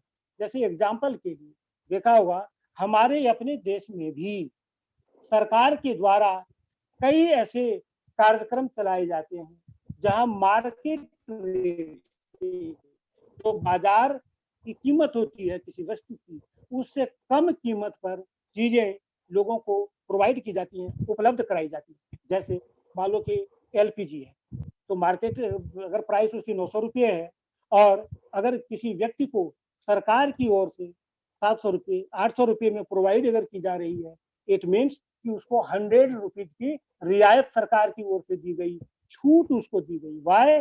Because they are not able to pay such money. उसी तरह से और भी बहुत सारी चीजें हैं जहां सरकार के द्वारा अपने देश के नागरिकों को रियायत दी जाती है। उसी प्रकार की रियायत सोवियत व्यवस्था में भी लोगों को दी जाती है। प्रत्येक व्यक्ति एक चीज, प्यारे बच्चों, मैं चाहूंगा कि इस पॉइंट को आप बहुत ध्यान से सुनेंगे और समझने की कोशिश करेंगे। क्यों? क्योंकि पूरे समाजवाद को समझने के लिए मैं समझता हूं कि this is one of the most important point. क्या है इसमें कि प्रत्येक व्यक्ति को उसकी क्षमता के अनुसार काम करना पड़ता था और उसकी जरूरतों के हिसाब से उन्हें दिया जाता था। Each one will have to work according to his और her ability and will be paid by as per their need. अब उदाहरण के लिए जैसे मान लो राम और रहीम दो व्यक्ति, दोनों व्यक्ति एक ही फर्म में या मान लो एक फैक्ट्री में वो काम कर रहे हैं, दोनों का नेचर ऑफ जॉब समान है। राम के परिवार में मान लो अगर 4 व्यक्ति हैं और रहीम के परिवार में 6 व्यक्ति हैं, अगर राम को 2 कमरे का सरकारी आवास सरकार की ओर से दिया जाता है तो रहीम को 3 कमरे का सरकारी आवास दिया जाएगा। क्यों? इसलिए क्योंकि रहीम की जरूरत राम की जरूरत से अधिक है। तो समाजवादी व्यवस्था में क्या होता था कि हर व्यक्ति को ये अपनी योग्यता अपनी क्षमता के हिसाब से काम करना पड़ता था और उसकी जरूरत के हिसाब से जो भी भुगतान उसे किया जाता था वो उसकी जरूरत को ध्यान में रखते हुए। और लास्ट वन है कि वहाँ पे नियोजित अर्थव्यवस्था होती है, प्लान्ड इकोनॉमी होती है। हमारे देश में भी आजादी के पश्चात नियोजित अर्थव्यवस्था को अपनाया गया था। पंचवर्षीय योजनाएं या एक वर्षीय योजनाएं होती हैं। सरकार या आगामी वर्षों के लिए योजनाएं बनाती है और उसमें कहते हैं कि लिस्ट ऑफ प्रिफरेंस। सरकार के पास आप जानते हैं कि संसाधन कम होते हैं और जरूरतें अधिक होती हैं। एक ही बार में सरकार सभी लोगों की सभी जरूरतों को पूरा नहीं कर सकती। तो इसलिए क्या होता है कि प्रिफरेंस के आधार पे कौन सा काम पहले करना है, किस काम को बाद के लिए छोड़ा जा सकता है। तो इस तरह की चीजें नियोजित अर्थव्यवस्था में होती है। उदाहरण के लिए मान लो कि किसी पेरेंट्स का एक बच्चा स्कूल में पढ़ रहा है, उस पेरेंट के पास 5,000 रुपये है और बच्चे की स्कूल फी जानी है, ट्यूशन फी जानी है और मान लो कि बच्चे को अपनी बर्थडे पार्टी ऑर्गेनाइज करनी है। पेरेंट्स को लगता है कि इन 3 कामों में अगर सबसे ज्यादा जरूरी है कि पहले बच्चे की फी जाए, तो पेरेंट्स क्या करता है, कहता है चलो इस बार हम बर्थडे को सेलिब्रेट नहीं करेंगे, फिर कभी बाद में उसे सेलिब्रेट कर लेंगे या उसे मान लो कि कम पैसे में ही सेलिब्रेट करने की कोशिश। तो इसी तरह से नियोजित अर्थव्यवस्था में भी सरकार ये अपने संसाधनों को ध्यान में रखते हुए अपनी जरूरतों की एक सूची बनाती है और प्राथमिकता के आधार पे उसे पूरा करने का प्रयास करती है। तो इस प्रकार से सोवियत व्यवस्था में बहुत सारी विशेषताएं मैं हैं। सर मैं नागरिकों की गोपाल सर, हाँ पिछली हाँ स्लाइड में मैं बोलिए। कुछ ऐड करना चाहता था। एक एग्जांपल देना चाहता हूं बच्चों से, कि आपने देखा होगा कि अभी जब कोरोना संकट शुरू हुआ था तो मार्केट में पैनिक बाइंग शुरू हो गई थी। लोगों ने स्टॉक करना शुरू कर दिया था मार्केट से अपनी जरूरत से ज्यादा सामान खरीद करके, और लोगों ने घरों में स्टॉक करना शुरू कर दिया। It's called panic buying. It was not possible in Soviet system, क्योंकि सोवियत सिस्टम में आपने देखा थर्ड लाइन में कि सब कुछ राज्य के नियंत्रण में होता है, स्टेट कंट्रोल सिस्टम होता है। तो राज्य जो है प्रोडक्शन भी कंट्रोल करता है, डिमांड भी कंट्रोल करता है, सप्लाई भी कंट्रोल करता है, प्राइस भी कंट्रोल करता है। इसके अपोजिट हम जब मार्केट कंट्रोल व्यवस्था में जाते हैं तो वहां हम देखते हैं कि सब कुछ बाजार नियंत्रित करता है।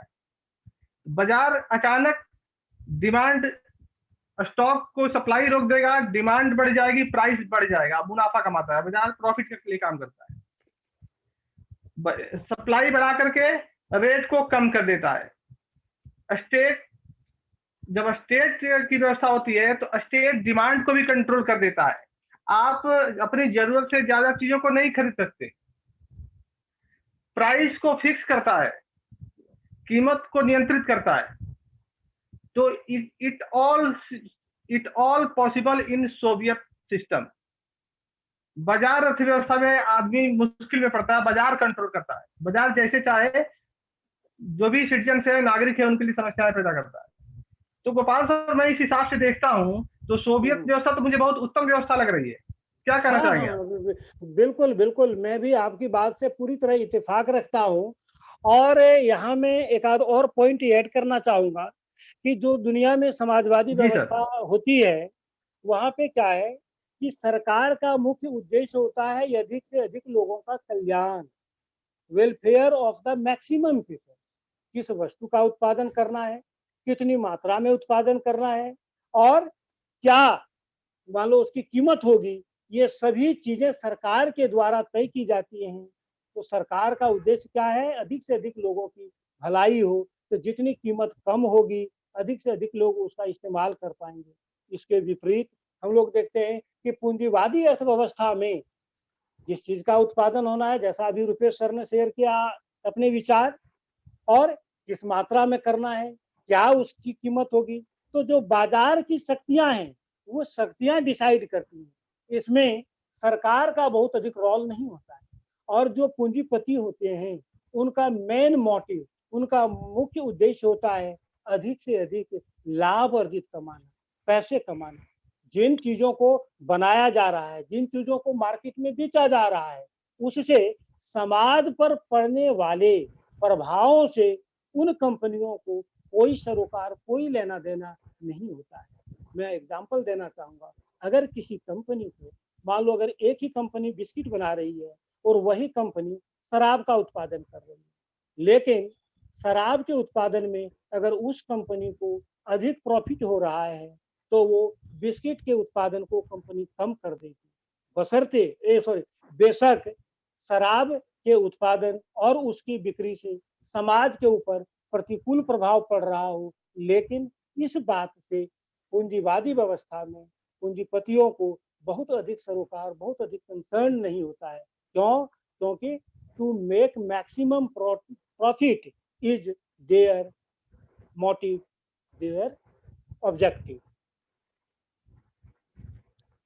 तो जब इतनी अच्छी व्यवस्था थी और कोई भी किसी पॉइंट से कोई असहमत नहीं सकता, तो आखिर इस व्यवस्था के विघटन होने के कारण क्या थे? क्यों ये व्यवस्था विघटित हो गई? मैं समझता हूं कि ये बहुत ही इंपॉर्टेंट क्वेश्चन है। जैसा कि अब तक हम लोगों ने जो डिस्कस किया, जो जाना, उसमें तो ऐसा ही प्रतीत होता है कि यह व्यवस्था दुनिया के चंद बेहतरीन व्यवस्थाओं में से एक थी। तो फिर ऐसा क्या हुआ कि इस व्यवस्था का जो जन्मदाता था सोवियत संघ, वो पिछड़ गया, वो विघटन का शिकार हो गया। तो इसका मतलब है रुपेश जी, कहीं न कहीं इस व्यवस्था में भी कुछ न कुछ कमी रही होगी, जिसकी बिल्कुल। परिणति विघटन के रूप में सामने आई। तो प्यारे बच्चों, हम लोग अगले स्लाइड में डिस्कस करने जा रहे हैं causes of disintegration of Soviet union. सभी बच्चों को मालूम होगा कि जिस सोवियत संघ का गठन रूसी क्रांति के बाद 1922 में हुआ, ऐसे 1917 से ही उसे काउंट करते हैं, वह व्यवस्था 1991 के एंड में आकर बिखर जाती है, वो व्यवस्था टूट जाती है। तो दुनिया में बहुत से देशों के लिए एक सोर्स ऑफ इंस्पायरेशन वो व्यवस्था थी। या आखिर उस व्यवस्था में क्या ऐसी कमियां थी जिसकी वजह से सोवियत संघ विघटन का शिकार हुई। तो इस स्लाइड में हम कुछ उन्हीं कमियों की ओर आपका ध्यान आकर्षित करना चाहेंगे। Soviet union failed to meet the political and economic aspirations of people, control of bureaucracy on Soviet system, tight control of Communist Party, reform program of Gorbachev, stagnant economy and shortage of consumer goods, internal weaknesses of Soviet political and economic institutions. USSR used much of its resources on nuclear and military arsenal, centralization of authority, the rise of nationalism and desire for sovereignty, and supremacy of Russia. नागरिकों की राजनीतिक और आर्थिक महत्वाकांक्षाओं को पूरा नहीं कर पाना। प्यारे बच्चों, सोवियत संघ की व्यवस्था से वहां के नागरिकों की जो अपेक्षाएं थी, जो एक्सपेक्टेशंस थी, जो उनके एस्पिरेशंस थी, वो शायद पूरा करने में वहां की व्यवस्था, वहां की सरकार सक्षम नहीं रही। सोवियत प्रणाली पर नौकरशाही का शिकंजा, वहां पे धीरे धीरे ब्यूरोक्रेसी हावी होता चला गया, क्योंकि सारे काम सरकार के दिशा निर्देश में, सरकार के द्वारा किए जाते थे और सरकार ये अपने कार्यों को नौकरशाही के माध्यम से अंजाम देती है। तो इसलिए वहां की व्यवस्था में नौकरशाही इंपॉर्टेंट रोल प्ले करने लगा। साम्यवादी दल का अंकुश था और वन पार्टी सिस्टम होता है, एक ही दल वजूद में, अस्तित्व में होता है, किसी दूसरे दल के अस्तित्व की बात वहां नकारी जाती है। और नेक्स्ट है कि गोरबाचोव के सुधार कार्यक्रम। अगले स्लाइड में हम लोग इसके बारे में डिटेल्स में जानने का प्रयत्न करेंगे। गतिरुद्ध अर्थव्यवस्था और उपभोक्ता वस्तुओं में कमी की अर्थव्यवस्था स्टैग्नेंट हो गई थी कि वो समय के साथ आगे नहीं बढ़ रही थी, उत्पादन कम हो रहा था। सोवियत राजनीतिक और आर्थिक संस्थाओं की अपनी आंतरिक कमजोरी थी, जो बदलते हुए परिवेश में लोगों की जरूरतों को पूरा करने में सक्षम नहीं। संसाधनों का बड़ा हिस्सा परमाणु हथियारों और सैन्य सामान पर खर्च किया सोवियत संघ ने। आपको पता होना चाहिए कि 1945 से लेकर 1991 तक जो कोल्ड वॉर इरा था, जो शीत युद्ध का दौर था, उस दौर में सोवियत संघ ने ये अपने संसाधनों का एक बहुत बड़ा हिस्सा हथियारों के निर्माण, उसकी खरीद बिक्री, उसके विकास पर खर्च किया। नतीजा क्या हुआ कि जो दूसरे जरूरी क्षेत्र थे, जो लोगों के हितों से जुड़े हुए थे, वो पीछे रह गए। और एक है सत्ता का केंद्रीकरण। ये भला क्या है कि अगर सारी शक्तियां एक ही व्यक्ति में, एक ही स्तर की सरकार में निहित हो और वही सरकार उन शक्तियों का इस्तेमाल करे, तो इसे हम कहते हैं सत्ता का केंद्रीकरण। तो सोवियत संघ की भी जो व्यवस्था थी, उस व्यवस्था में सारी शक्तियां वहां की केंद्रीय सरकार के हाथों में थी, सारे निर्णय उसी के द्वारा लिए जाते थे और यह मुमकिन नहीं है कि एक ही स्तर की सरकार के द्वारा देश के लोगों से जुड़ी हुई सभी समस्याओं पे गौर किया जाए और उसका समुचित समाधान किया जाए। राष्ट्रवादी भावनाओं और संप्रभुता की इच्छा। तो अभी थोड़ी देर पहले हमने कहा था कि सोवियत संघ के कई गणराज्य ऐसे थे जो बाद में सोवियत संघ में शामिल हुए थे, और जब वहां स्टालिन, क्रुश्चेव, ब्रेजनेव का शासन था और उनके शासन के विरुद्ध उन गणराज्यों के लोग आंदोलन नहीं कर सकते, तो कहीं न कहीं उनके मन में सोवियत संघ के प्रति एक विरोध की भावना थी, या अपनी भाषा, संस्कृति, सभ्यता, रहन सहन के प्रति एक लगाव था। लेकिन क्योंकि सोवियत संघ का बड़ा ही कठोर नियंत्रण था, तो इस कारण से उसके गणराज्यों के लोगों ने सोवियत संघ के विरुद्ध जाने का प्रयास नहीं किया। लेकिन 1980 के दशक में जब उन्हें मौका मिला, तो वह उन सभी गणराज्यों या बहुत से गणराज्यों के लोगों के भावना के मन में राष्ट्रवादी भावना विकसित होने लगी। संप्रभुता का अर्थ होता है कि निर्णय लेने की सर्वोच्च शक्ति, कि हमें सोवियत संघ के साथ रहना है या नहीं रहना है, यानी हमारे भाग्य का निर्माता कोई और नहीं होगा बल्कि हम स्वयं होंगे। और दूसरी बात थी रूस की प्रमुखता, कि 15 गणराज्यों में जो सबसे इम्पोर्टेंट रोल प्ले कर रहा था, वो कौन कर रहा था? रूस कर रहा था। तो इसकी वजह से बाकी 14 गणराज्यों के मन में कहीं न कहीं खटास थी। तो इस प्रकार से हम लोग देखते हैं कि उस व्यवस्था में भी कालांतर में बहुत सारी कमियां आ गई। प्यारे बच्चों, I am trying very hard to find some relevant question. Okay, बहुत ही मैं ध्यान से YouTube चैट देख रहा हूँ कि मुझे कोई रेलिवेंट क्वेश्चन मिल जाए और मैं उसका जवाब दूं, बच्चों के डाउट दूर करूं। लेकिन ओके, ओके, मुझे बड़ा दुख हुआ कि कोई भी एक रेलिवेंट क्वेश्चन मुझे नहीं मिल रहा है। अच्छा, अननेसेसरी चैटिंग चल रही है। हिंदी मीडियम वाले बच्चे कह रहे हैं कि सर हिंदी में, इंग्लिश मीडियम में वाले कह रहे हैं कि इंग्लिश सर इंग्लिश में। अब मुझे समझ में नहीं आ रहा कि हम कौन सी भाषा यूज कर रहे हैं। तो इट मीन्स दोनों में से कोई स्क्रीन पर लेक्चर सुन नहीं रहा है और चैटिंग में बिजी है। तो please maintain the dignity of chatting. All are requested, all students please stop chatting, no required of any chatting. आप अपना फोकस करिए। सर ट्राई कर रहे हैं बाइलिंगुअल, हिंदी में भी ट्राई कर रहे हैं और इंग्लिश में भी ट्राई कर रहे हैं। आप वहां ध्यान नहीं दे रहे हैं, इसमें आपका ध्यान कहीं और है। तो please focus on lecture. 2-3 question है, मैं ट्राई कर रहा हूँ कि लगातार कोई क्वेश्चन आपके डाउट हो मैं यहीं आपके दूर कर दूं। तो जो क्वेश्चन है कि अभी भी आप कंफ्यूज है कि हम ये देख रहे थे कि सोवियत जो एक विश्व की एक ध्रुव था, एक सुपर पावर था, एक पावर ब्लॉक था, तो आखिर कुछ उसमें खासियत थी कि सोवियत संघ अमेरिका को टक्कर दे रहा था, पूरी एक पूंजीवादी व्यवस्था को टक्कर दे रहा था। तो उसकी खासियत के बारे में हमने देखा कि वो क्या ब्यूटी थी सोवियत यूनियन की, सोवियत सिस्टम की, जिसके बल पर वह दुनिया की महाशक्ति बना हुआ था। बावजूद उसके कि इतनी खासियत खूबसूरती होने के बावजूद भी 1990 में सोवियत संघ का विघटन हो गया। सोवियत संघ वाज डिसइंटीग्रेटेड। तो आखिर ये कौन से कारण है जो सोवियत संघ के विघटन के जिम्मेदार हैं?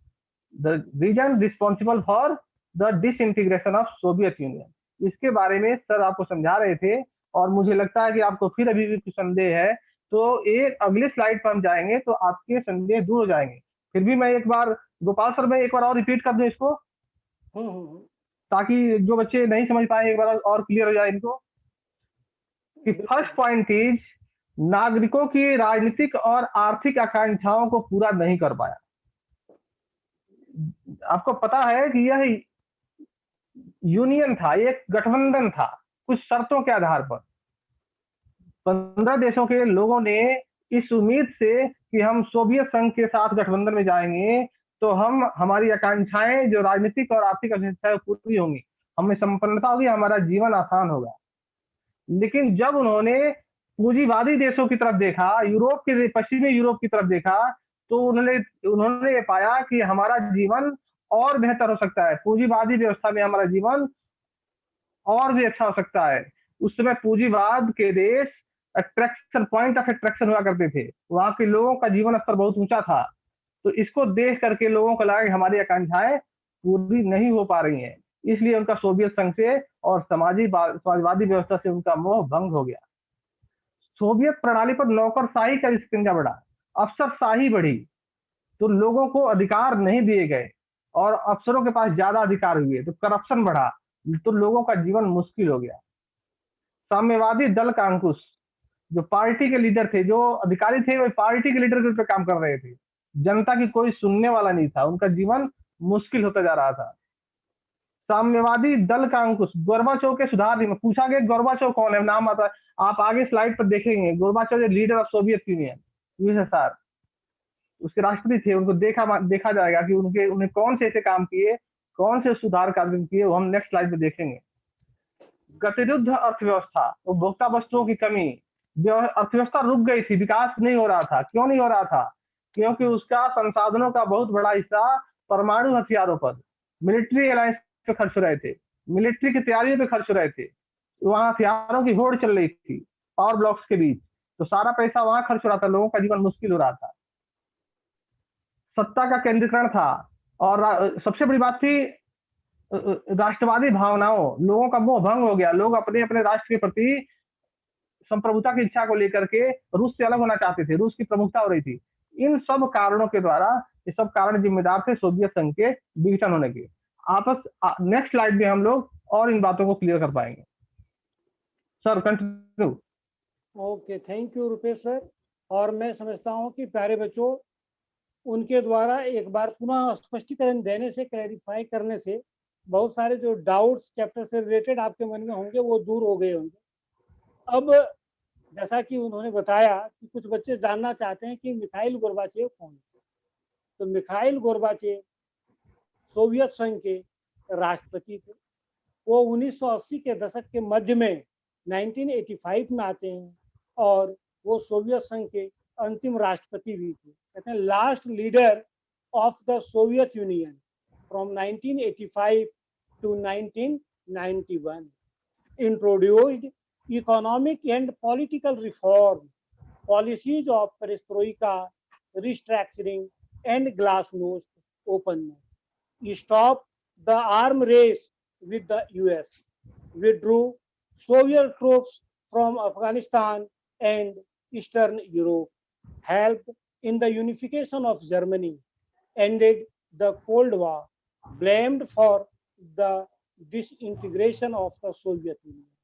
प्यारे बच्चों, गोर्बाचेव के बारे में कुछ जो महत्वपूर्ण तथ्य हैं कि सोवियत संघ के अंतिम राष्ट्रपति थे वो 1985 से 1991 तक। मिखाइल गोर्बाचेव 1990 के दशक के मध्य में, 1980 के दशक के मध्य में कम्युनिस्ट पार्टी के महासचिव बने 1985 में। और गोर्बाचोव की सभी नीतियों में जो सबसे महत्वपूर्ण है वह है ग्लासनोस्ट और पेरेस्ट्रोइका। ध्यान से सभी बच्चे एक बार पुनः सुनेंगे। जैसा कि अभी चैटिंग आप बाद में भी कर सकते हैं। आप, जैसे हमने शुरू में ही कहा था कि बी अ गुड लिसनर। आप किसी के द्वारा बताई जा रही बातों को अगर आप पेशेंसली सुनते हैं तो मैं समझता हूँ मोर देन 80-90% जो आपके डाउट हैं वो स्वतः ही क्लियर हो जाएंगे। तो यहाँ दो शब्द है, एक है ग्लासनोस्ट और एक है प्रेस्टोरिका। ये दोनों रूसी भाषा के शब्द हैं। ग्लासनोस्ट का अर्थ होता है खुलापन और प्रेस्टोरिका का अर्थ होता है पुनर्निर्माण। बेसिकली है क्या, आप ध्यान से सुनो। कहता है glasnost means openness and transparency in government institution and activities in the USSR. It apparently reflected a commitment getting Soviet citizens to discuss publicly the problems of their system and seek solution. प्यारे बच्चों, Soviet संघ की गतिविधियों और सरकारी संस्थाओं में खुलापन और पारदर्शिता लाना, इसे हम कहते हैं ग्लासनोस्ट। दो चीजें आप जाने, एक खुलापन और दूसरा पारदर्शिता, ट्रांसपेरेंसी, कि सरकार के स्तर पर सरकार के द्वारा जो निर्णय लिए जा रहे हैं उसके बारे में जानकारी लोगों से शेयर की जाए, लोगों को जानने का हक। कहते हैं यह स्पष्टतः सोवियत नागरिकों के प्रति एक कमिटमेंट था, एक वादा था, जिसके द्वारा सोवियत संघ के नागरिक अपनी व्यवस्था की कमजोरियों की सार्वजनिक चर्चा कर सकते थे और उसका समाधान तलाश सकते थे। इसका क्या अभिप्राय हुआ कि क्या पहले ऐसी चीजें नहीं थी, वहां पे लोगों को इस किस्म के अधिकार नहीं थे? तो निश्चित रूप से गोरबाचेव से पहले सोवियत संघ के नागरिकों को इस किस्म का अधिकार नहीं था कि वो अपनी व्यवस्था की खामियों के बारे में सार्वजनिक रूप से चर्चा कर सकें, उसके समाधान का प्रयास हो। इसी तरह से एक और शब्द है प्रेस्ट्रोइका, पुनर्रचना, पुनर्निर्माण। कहते हैं restructuring of the Soviet political and economic system. It allowed more independent actions from various ministers and introduced many market-like reforms. It also aimed to make socialism work more efficiently to better meet the needs of Soviet citizens by adopting elements of liberal economy. क्या इसका अर्थ हुआ कि Soviet संघ को राजनीतिक और आर्थिक व्यवस्था का पुनर्निर्माण, इसके तहत विभिन्न मंत्रियों को कार्य करने की अधिक स्वतंत्रता दी जाएगी। इसके तहत जो वहां के मिनिस्टर्स होते थे उनको पहले से अधिक फ्रीडम दिया गया, इसलिए काम करने के लिए, तथा बाजार व्यवस्था की तरह कई सुधार कार्यक्रम वहां पे अपनाए गए। इसका मुख्य लक्ष्य था कि समाजवाद सोवियत नागरिकों की जरूरतों को पूरा करने के लिए और बेहतर तरीके से काम करे, जिसके लिए उदारवादी अर्थव्यवस्था के कई तत्वों को लिया गया था। दुनिया की कोई भी व्यवस्था हो, उस व्यवस्था का मुख्य उद्देश्य होता है यह अपने नागरिकों की आकांक्षाओं को पूरा करना, उनके हितों को बढ़ावा देना। अगर कोई व्यवस्था इन कार्यों को पूरा नहीं कर पा रही है तो मुझे लगता है कि दीर्घ काल में उस व्यवस्था का टिका रहना संभव नहीं है। तो गोर्बाचोव की इन दो सुधार नीतियों के अतिरिक्त कहते हैं अमेरिका के साथ जो 1945 से हथियारों की होड़ के लिए आ रही थी उसको कम करने का प्रयास किया और कई संधियां हुई।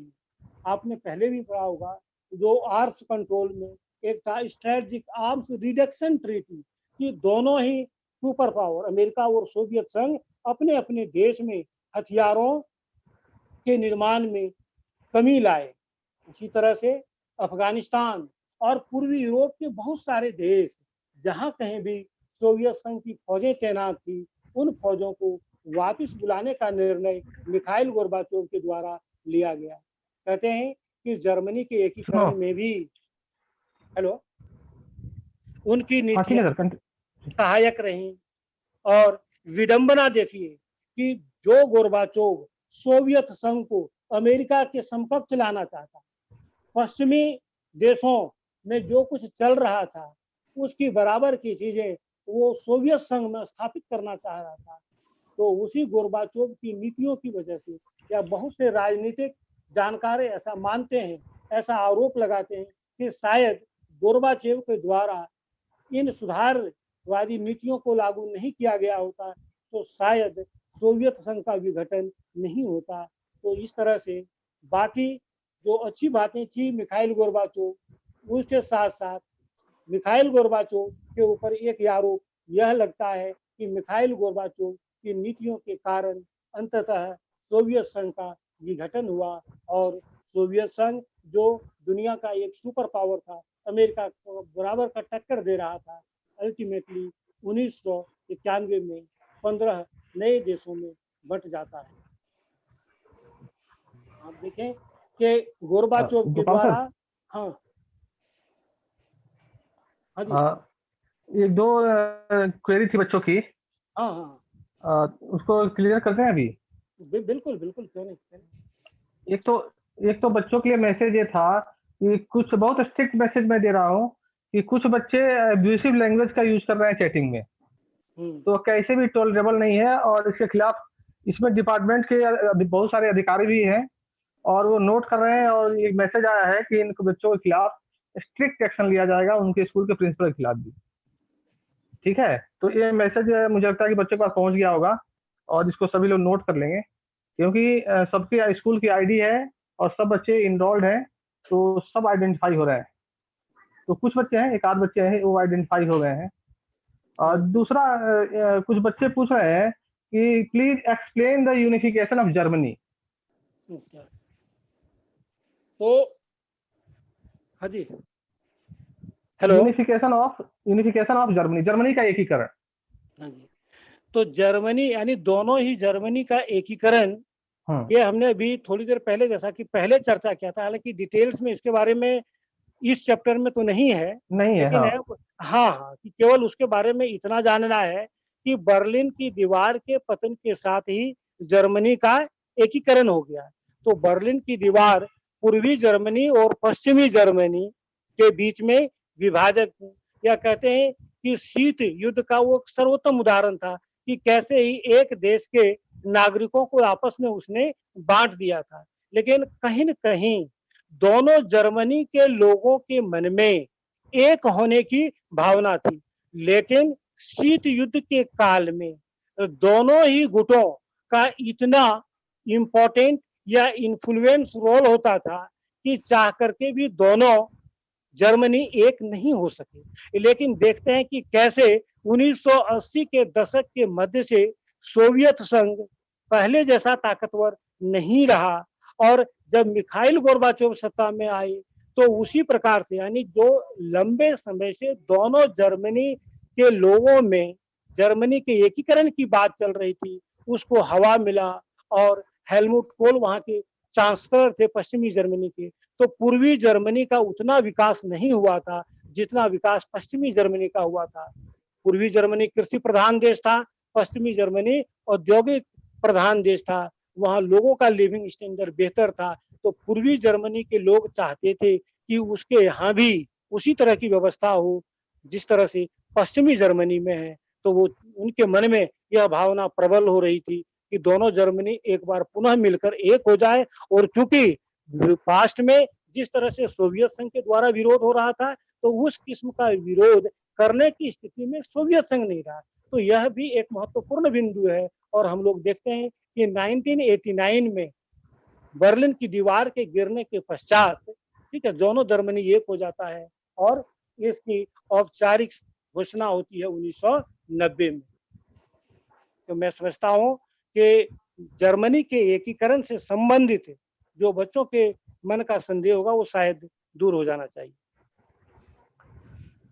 एक क्वेश्चन और है एक बच्चे का कि फ्री ट्रेड एरिया, मुक्त व्यापार क्षेत्र, शायद हमने पहले बताया, बाजार व्यवस्था में बताया होगा, तो रेलिवेंट लगे तो बताऊं या छोड़ दूं?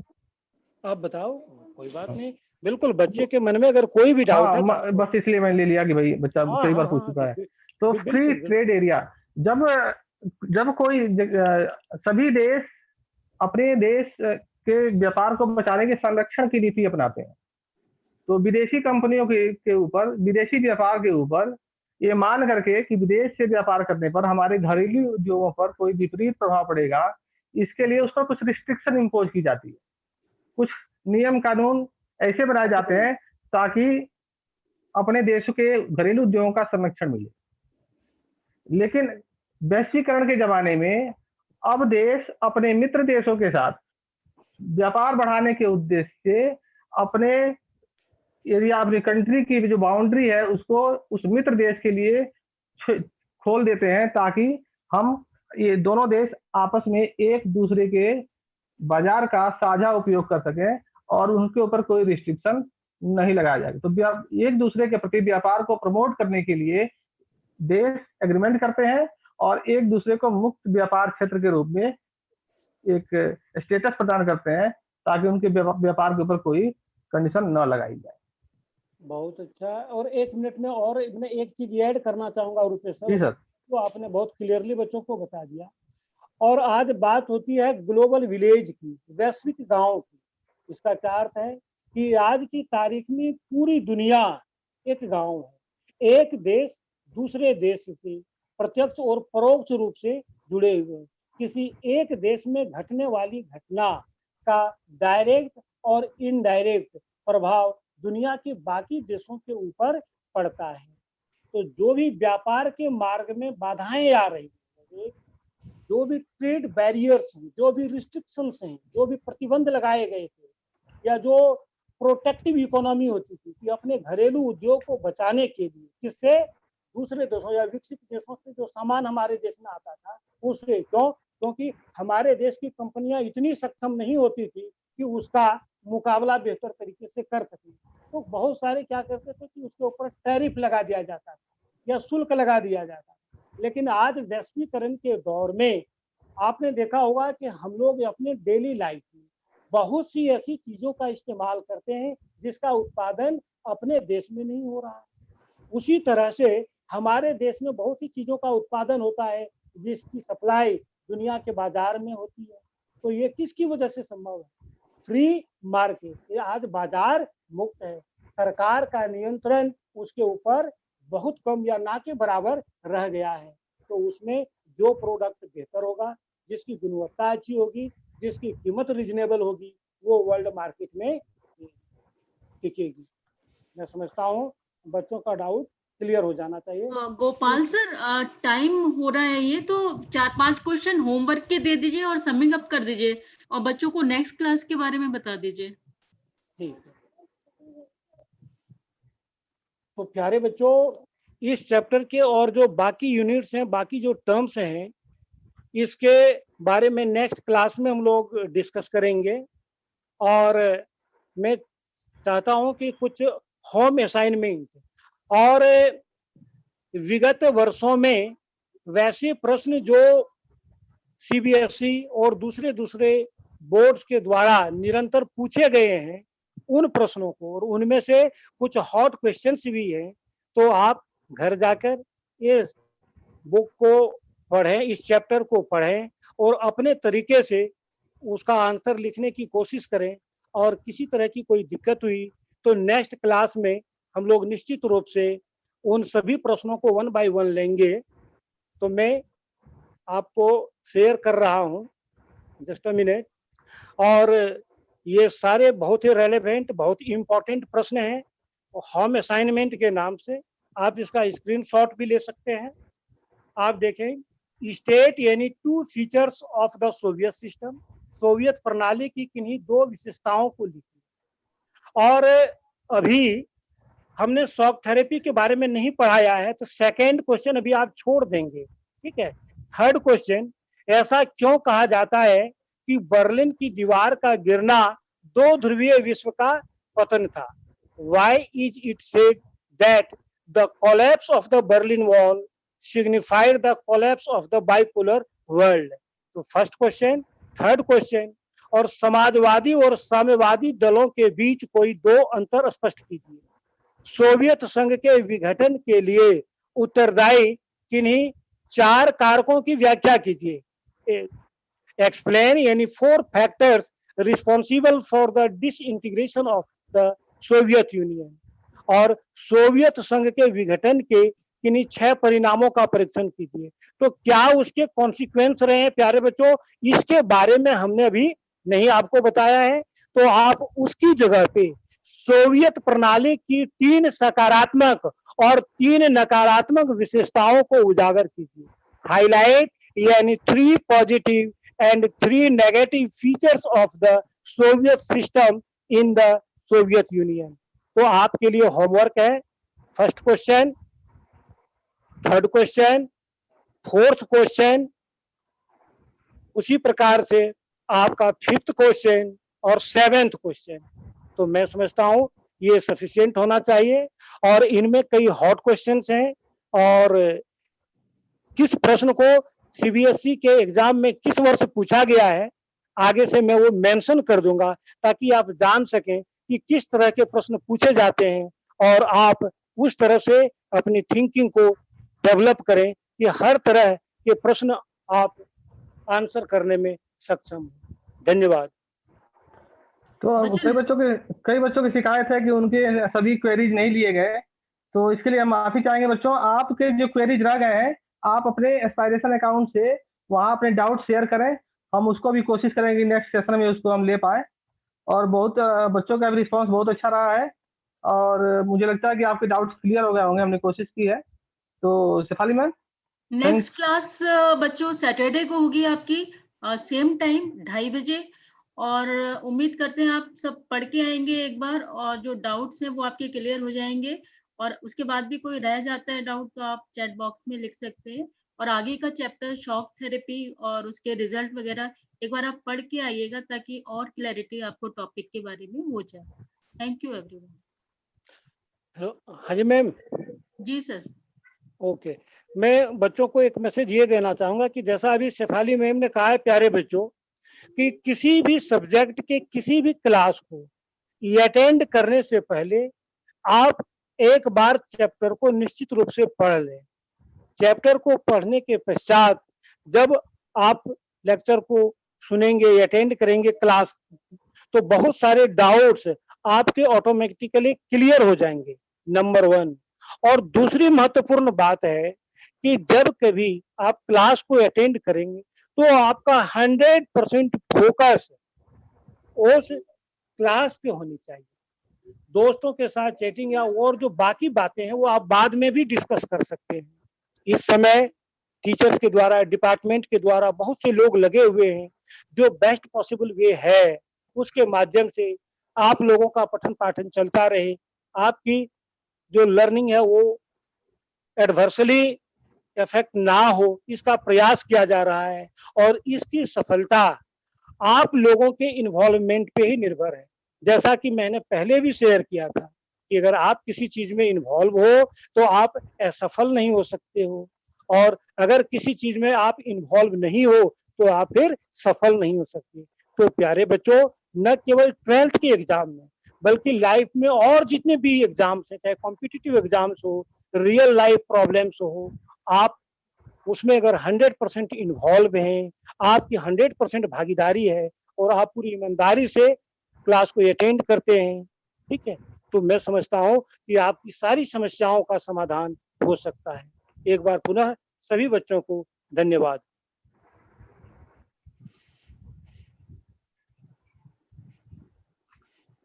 हाँ जी मैम। हाँ Mohan sir, can we leave now?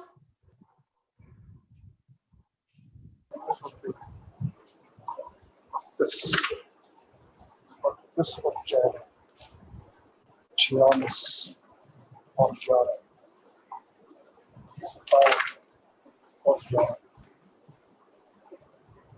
68, 81, 94.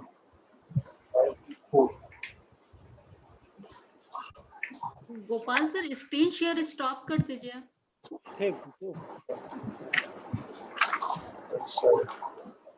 108.